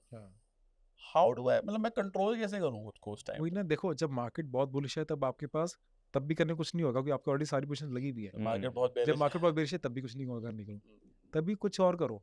तभी तो कह रहा हूँ मार्केट पे पूरा टाइम फोकस ना करो, डिपेंडेंट ना ना रहो। रहो, कुछ भी और करो, जॉब करो, जॉब करते रहो। अब मैं जैसे पहले जब यूट्यूब नहीं था, इंस्टाग्राम पे मैं नहीं एक्टिव था, उस टाइम बुक्स रीड करता रहता था बैठ के मैं, क्योंकि मुझे पता है और मुझे लगता था यार एक बारी तो बैक ऑफ द माइंड हमेशा चल रहा होता था कि मार्केट चल रही है, मैं फ्री बैठ के बुक रीड कर रहा हूँ, किताब पढ़ रहा हूँ। बुक में भी ध्यान ज़्यादा नहीं जाता उस टाइम पे। हम्म, पर वही टाइम अब मैं जिम में मार्केट आवर्स में जा रहा होता हूँ मैं, जिम जाता 10 बजे के बाद जाता हूँ। मैंने अब शुरू किया है जाना। मतलब आई एम हैप्पी। मतलब मार्केट एट हाउस में ये पीस। सब कर पाते हैं। सुबह 9 टू स्पेसिफिकली 9 AM। अभी ऐसे हमको भी चला है भाई 9:17 9:15 पे 18 20 25 तक एंट्री लेने की, ठीक है। हम उसमें 9 बजे से लेकर 10 बजे तक स्पेसिफिकली मैंने अपना जिम रखा है, क्योंकि भाई मुझे दूर रखो इस टाइम हाँ। पे मार्केट से। मतलब ये देखो आपने सिस्टम बनाए। लोग कहते हैं ना कि साइकोलॉजी की अपनी ठीक करो, साइकोलॉजी ठीक होती है सिस्टम से। आपने सिस्टम बनाया कि आपने सिनेरियो सब बना दी कि मतलब हम देख ही ना पाओ। ये मैंने ना बहुत लोगों से सुना है कि सुबह मार्केट कहते हैं ना ओपनिंग बहुत जरूरी है। भाई अवॉइड कर दो कि ना ओपनिंग अपने आप से ही हो जाएगी। हाँ। जरूरी नहीं है ना पहले 3-45 मिनट मत देखो भाई। मतलब मैं बता रहा हूँ, अभी हम बात कर रहे थे, साइकिलिंग की बात कर रहे थे। मतलब 5-6 साल पहले की बात बता रहा हूँ, मैं साइकिलिंग करने जाता था। मतलब साइकिलिंग करके आ रहा हूँ और बाई चांस आते आते लेट हो गया, अगर 9:15 बज गए, मैंने साइकिल रोक के मैंने फ़ोन निकाल के मैंने 1-2 पोजीशन काटी है, और घर पहुँचते पहुँचते तो पोजीशन ठीक थी, अगर नहीं काटता ठीक चल रहा था। मतलब ऐसी गलतियाँ कर करके मार खा खा के तो अकल आती है। ये चीज़ अब बुक से नहीं समझ आएगी, ये खुद ही करके समझ आएगी। ये आपको लेकिन एक सिनेरियो देखो, आप मार्केट में, अभी आपने बोला कुछ नहीं है करने को मार्केट में, स्टिल आप बुक पढ़ रहे हो। ये सबकी रियलिटी नहीं है, हाँ, तभी ना। क्योंकि पर आप सॉर्टेड हो, पर ठीक है। जॉब तो कर रहे हैं ना सारे, सारे जॉब तो जॉब कर तो रहे कर हैं, रहे हैं, उस पे हाँ। तो जॉब पे तो मतलब फिक्स रहो। दिमाग अपने आप को कहीं और एंगेज करे रहो उस टाइम पे। जॉब पे तो फिक्स रहो मार्केट में ना। जैसे उस बहुत अच्छी लाइन बोली थी ना आपने कि भाई खुली है मार्केट, टाइम है तो देखेंगे। अब वो टाइम को कहीं और लगा दिया जाए। हाँ। बट यही सबसे दिक्कत होता है कि भाई अगर मार्केट खुली है, जैसे हम लोग भी काम करते हैं कि एक स्क्रीन पर अगर चार्ट खुला हुआ है और दूसरा काम भी कर रहे हैं, और मान लो कमरे से छोड़ चले गए तो मोबाइल भी खुल जाता है। हाँ, ये तो अरे इतनी इशू बुरी है। आदत है। बाथरूम गए, हाँ, मोबाइल खुला हुआ यही तो है, इशू है, एक यही तो हाथ इशू है। इधर धो रहे हैं, इससे मोबाइल पकड़ा हुआ है, फिर ये धो लिया, फोन इधर रख लिया, मैंने फिर ये हाथ धो लिया। मैंने फ़ोन का टाइम अपना इसलिए डेलिबरेटली कम करा है कि भी कुछ और भी करूँगा ना तो बीच-बीच में मार्केट खुली जाती है, चार्ट खुली जाते हैं। इसलिए ओवरऑल फ़ोन का टाइम ही कम कर आई दो। एम अब श्योर। बुक रीड करनी है तो फ़ोन दूसरे रूम में पैक है, तो ही रीड हो पाएगी। बुक लिखनी है तो फ़ोन दूसरे रूम में है। अगर आपके सामने है ना, अब देखो डोपामाइन आपके सामने, बुक भी पड़ी है, फ़ोन भी पड़ा है, आपका हाथ फ़ोन पे आई जाएगा, विल पिक अप माय सही फोन। बात। तो आप बुक पकड़ोगे नहीं कभी भी। और अगर एक तरफ में आप बुक रीड कर रहे हो, एक तरफ में चार्ट खुल गया है, फिर आप चार्ट ही देखोगे, फिर आप बुक नहीं पढ़ोगे। तो और चार्ट ऐसी चीज़ है ना, मतलब इतनी बड़ी एडिक्शन है, क्योंकि आपको हर टाइम पे रियल टाइम आपको एक न्यू डेटा मिल रहा है, हर सेकंड में आपको डेटा मिल रहा है। अब आप जिस घर में रहते हो, अपने घर में रहते हो, ठीक है, वो घर आप लॉन्ग टर्म कैसे रख पाते हो, रियल एस्टेट आप लॉन्ग टर्म कैसे रख पाते हो, क्योंकि आपको हर टाइम पे उसका डेटा करंट नहीं प्राइस मिल नहीं रहा। दिख रहा। घर के आपके घर का भाव, अगर आपको मैं 15 दिन का डेटा दिखा दूँ ना, आप घर बेच दो अपना, आप हो गया पहले इतना था अब इतना हो गया, अब गिर रहा है और ना गिर जाए, पहले बेच दो। रियल एस्टेट लोग इसलिए लॉन्ग टर्म होल्ड कर पाते हैं, आपको करंट मार्केट प्राइस नहीं दिख रहा। और कहते हैं ना, जो सबसे ज़्यादा अच्छे जो जिन्होंने रिटर्न्स जनरेट किए हैं यूएस मार्केट में, वो कौन है? जो लोग मर चुके हैं, क्योंकि लॉन्ग टर्म उनके अच्छे स्टॉक्स चल रहे हैं। जो एक्टिवली देख रहे हैं वो तो चुल से काट ही देते हैं पहले ही बीच में। किसी ने उंगली नहीं एक स्टोरी भी आई थी ना, जेनेटर था यूएस का, बहुत बड़ा पैसा उसने डोनेट करा हुआ था कोई आइस के इंस्टीट्यूशन को। तो पता चला उनके अगल बगल लोग देखे, यार तुम्हारे पास इतना पैसा कैसे आया, तुम तो जेनेटर हो, वहीं पे तुम साफ सफाई करते थे उसी हॉस्पिटल पे। तो पता चला कि बस उसने वही करा था कि लेके रखा हुआ था। हाँ, भूल गया था शायद। हो सकता है भूल गया हो, अभी बाद आया में ऐसी जब कोई खत्म स्टोरी हुए आई तो थी बिल कुछ। कुछ ऐसा अभी निकलता है। रिसेंटली आया था ना कि हाँ। किसी दादाजी के हाँ हाँ हाँ, tweet 5 आया लाख था। 2 लाख के शेयर 1990 के टाइम पे मिले थे, और जेएसडब्ल्यू की स्टील के शेयर थे, वो गुम गए थे, फिजिकल थे, इसलिए बच गए। इसलिए बच गए। बच गए। 90 करोड़ रुपए वैल्यू है उनकी आज, 90 करोड़। देखो फ्रिक्शन हैबिट्स में ना, आपने एटॉमिक हैबिट्स बुक पढ़ी होगी, वो कहते हैं जो चीज़ आपने नहीं की उसमें फ्रिक्शन ले आओ। पहले फ्रिक्शन क्या थी? आपको स्टॉक बेचने के लिए एक्सचेंज पे जाना पड़ता था, ब्रोकर पास जाना पड़ता था। फिर वो आ गया कि वो लैंडलाइन फ़ोन कॉल करके आपको करना पड़ता था, सब में फ्रिक्शन है। आजकल फ्रिक्शन नहीं है, एक टैप करके, मतलब ऑन करते साथ टैप करके आप कर लेते हो। तो फ्रिक्शन जितनी कम होगी ना, उतनी आपकी हैबिट वो बढ़ जाएगी। जितनी फ्रिक्शन आएगी बीच में, तभी उतना ज़्यादा ठीक रहेगा। और अच्छा, एक और मुझे एक गैम्बलर्स की जैसे एडिक्शन वाली बात आ रही है, ये गैम्बलर्स की एक और स्टोरी याद आ रही है। हैबिट्स की एक दूसरी बुक है, पावर ऑफ हैबिट, चार्ल्स डुइक की बुक है। उसमें बड़े उन्होंने ना गैम्बलर्स का बताया था, वो चीज़ ट्रेडिंग से रिलेट होती है। उन्होंने 30 पीपल लिए, 15 गैम्बलर्स जो थे वो प्रॉपर हार्डकोर गैम्बलर्स थे, जो गैम्बलिंग में रह ही नहीं पाते, और 30 सोशल गैम्बलर्स थे। वो कभी कभी चलो गोवा गए तो एक बार गैम्बल करके आ गए, बाकी उनको कोई जैसे चुल नहीं थी, कोई एडिक्शन नहीं थी। उन्होंने दोनों ग्रुप ऑफ गैम्बलर्स को 15-15 के एमआरआई स्कैन्स करे, और उनको उन्होंने स्लॉट मशीन दिखाई, जिसमें 777 आता है ना स्लॉट मशीन में, 15 ग्रुप को दिखाई जो प्रॉपर गैम्बलर्स है। तो स्लॉट मशीन में भी क्या होता है ना, आपको नियर मिस ज़्यादा दिखाते हैं। जैसे ऑप्शन में एक्सपायरी दिन में होता है कि आपको नियर मिस दिखता है कि यार 5 वाला 10 हो गया, मैं अगर रखी रखता तो 100 हो गया था, मेरे इस टाइम 20 गुना आ जाते, ठीक है। तो स्लॉट मशीन में भी नियर मिस दिखता है आपको बार बार। तो नियर मिस में ना एक 7 आता है, दूसरा 7 आता है, तीसरा 7 आता है तो रुक जाता है। आया फिर आगे वो निकल वैसे गया। नीचे हो हाँ, गया, पर वो 7 में नहीं आता, वो आपका जैकपॉट रुक गया। हाँ तो उन्होंने एमआरआई उन्होंने स्कैन करे तो उनके ना जो जो डोपामिन वाला जो था वो बहुत ज़्यादा लाइट अप हो गया उनका ब्रेन का वो वाला हिस्सा। तो उन्होंने देखा कि जो हालांकि अब जब आपका हिट नहीं हुआ, आपको जैकपॉट नहीं लगा, उस टाइम आपको लॉस हुआ है क्योंकि आपने वो चिप खरीदी, आपने उस टाइम वो टोकन लिया है, आपको हुआ लॉस है, बट आपने उसे एज अ विन देखा क्योंकि वो नियर मिस था, आपको डोपामिन हिट मिल गई, किक मिल गई। और जो दूसरे सोशल गैमरर्स थे उनका जब एमआरआई स्कैन करा, उनका जब नियर मिस आया उन्होंने एज उसको लॉस ही देखा कि नियर मिस होगा होगा पर मेरे तो लॉस हुआ, मेरे तो यहाँ पे पैसे चले गए हैं।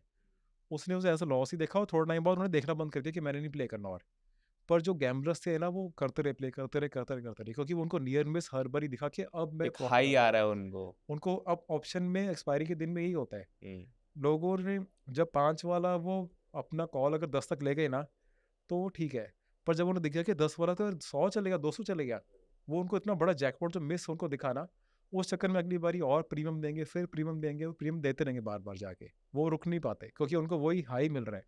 और ये शॉर्ट टर्म टाइम फ्रेम ऐसे ही सेटअप है, आपको हाई मिलता ही रहेगा, बार बार मिलता रहेगा और आप एडिक्ट हो जाओगे इसके साथ फिर। हनीफ भैया, मैंने ना आपसे 2 बातें ना बहुत ज़रूरी सीखी और मेरे को पिछले लास्ट घंटे में ना बहुत मज़ा आया। पहली बात मैंने ज़रूर सीखी कि पढ़ना, लोगों के एक्सपीरियंस से सीखना, पढ़ना बहुत ज़रूरी है। दूसरा मैंने ये सीखा कि भाई trading is not your regular income, trading is your side income. अपनी रेगुलर इनकम बनाओ, ट्रेडिंग को बिल्ड करो, एंड जितना ज़्यादा दूर रहोगे ना उतना ज़्यादा अच्छा काम बनाओगे। And I thank you for that. मुझे आपने पर्सनली ये दोनों नहीं, चीज़ें मुझे खुद बहुत और मजा आया। सबसे इम्पोर्टेंट चीज जो समझ में आया कि भाई जो जमता है वो करो। जो हाँ, जनता है वो करो। कि जो भाई आपको सूट आपने भी करता है। 5 स्ट्रेटेजी दिया है बट आपने यहाँ पे एक स्ट्रेटेजी में बात करा है क्योंकि आपका हाँ। इसमें ज़्यादा एक प्रोग्रेस है, आपका ज़्यादा है। तो वही चीज़ समझ में आया कि भाई जो जमता है स्विंग करो बट समझदारी से करो। 10 मिनट्स उसको एक जो जेन मोड आपने अचीव करा है ना, वो जेन मोड से काफ़ी अट्रैक्ट हुए और काफ़ी कुछ उससे सीखने को मिला। और आई बिलीव हम लोग उसकी ओर बढ़ रहे हैं और बहुत जल्दी आपकी तरह हम लोग भी 10 या 20 मिनट्स अ डे देख के काम चल जाएगा। नहीं, आप ऑलरेडी बहुत अच्छा कर रहे हो तो चलिए, थैंक यू अरविंद थैंक भैया, you thank Hanif you so भैया, much. Thank you for coming. Thank you.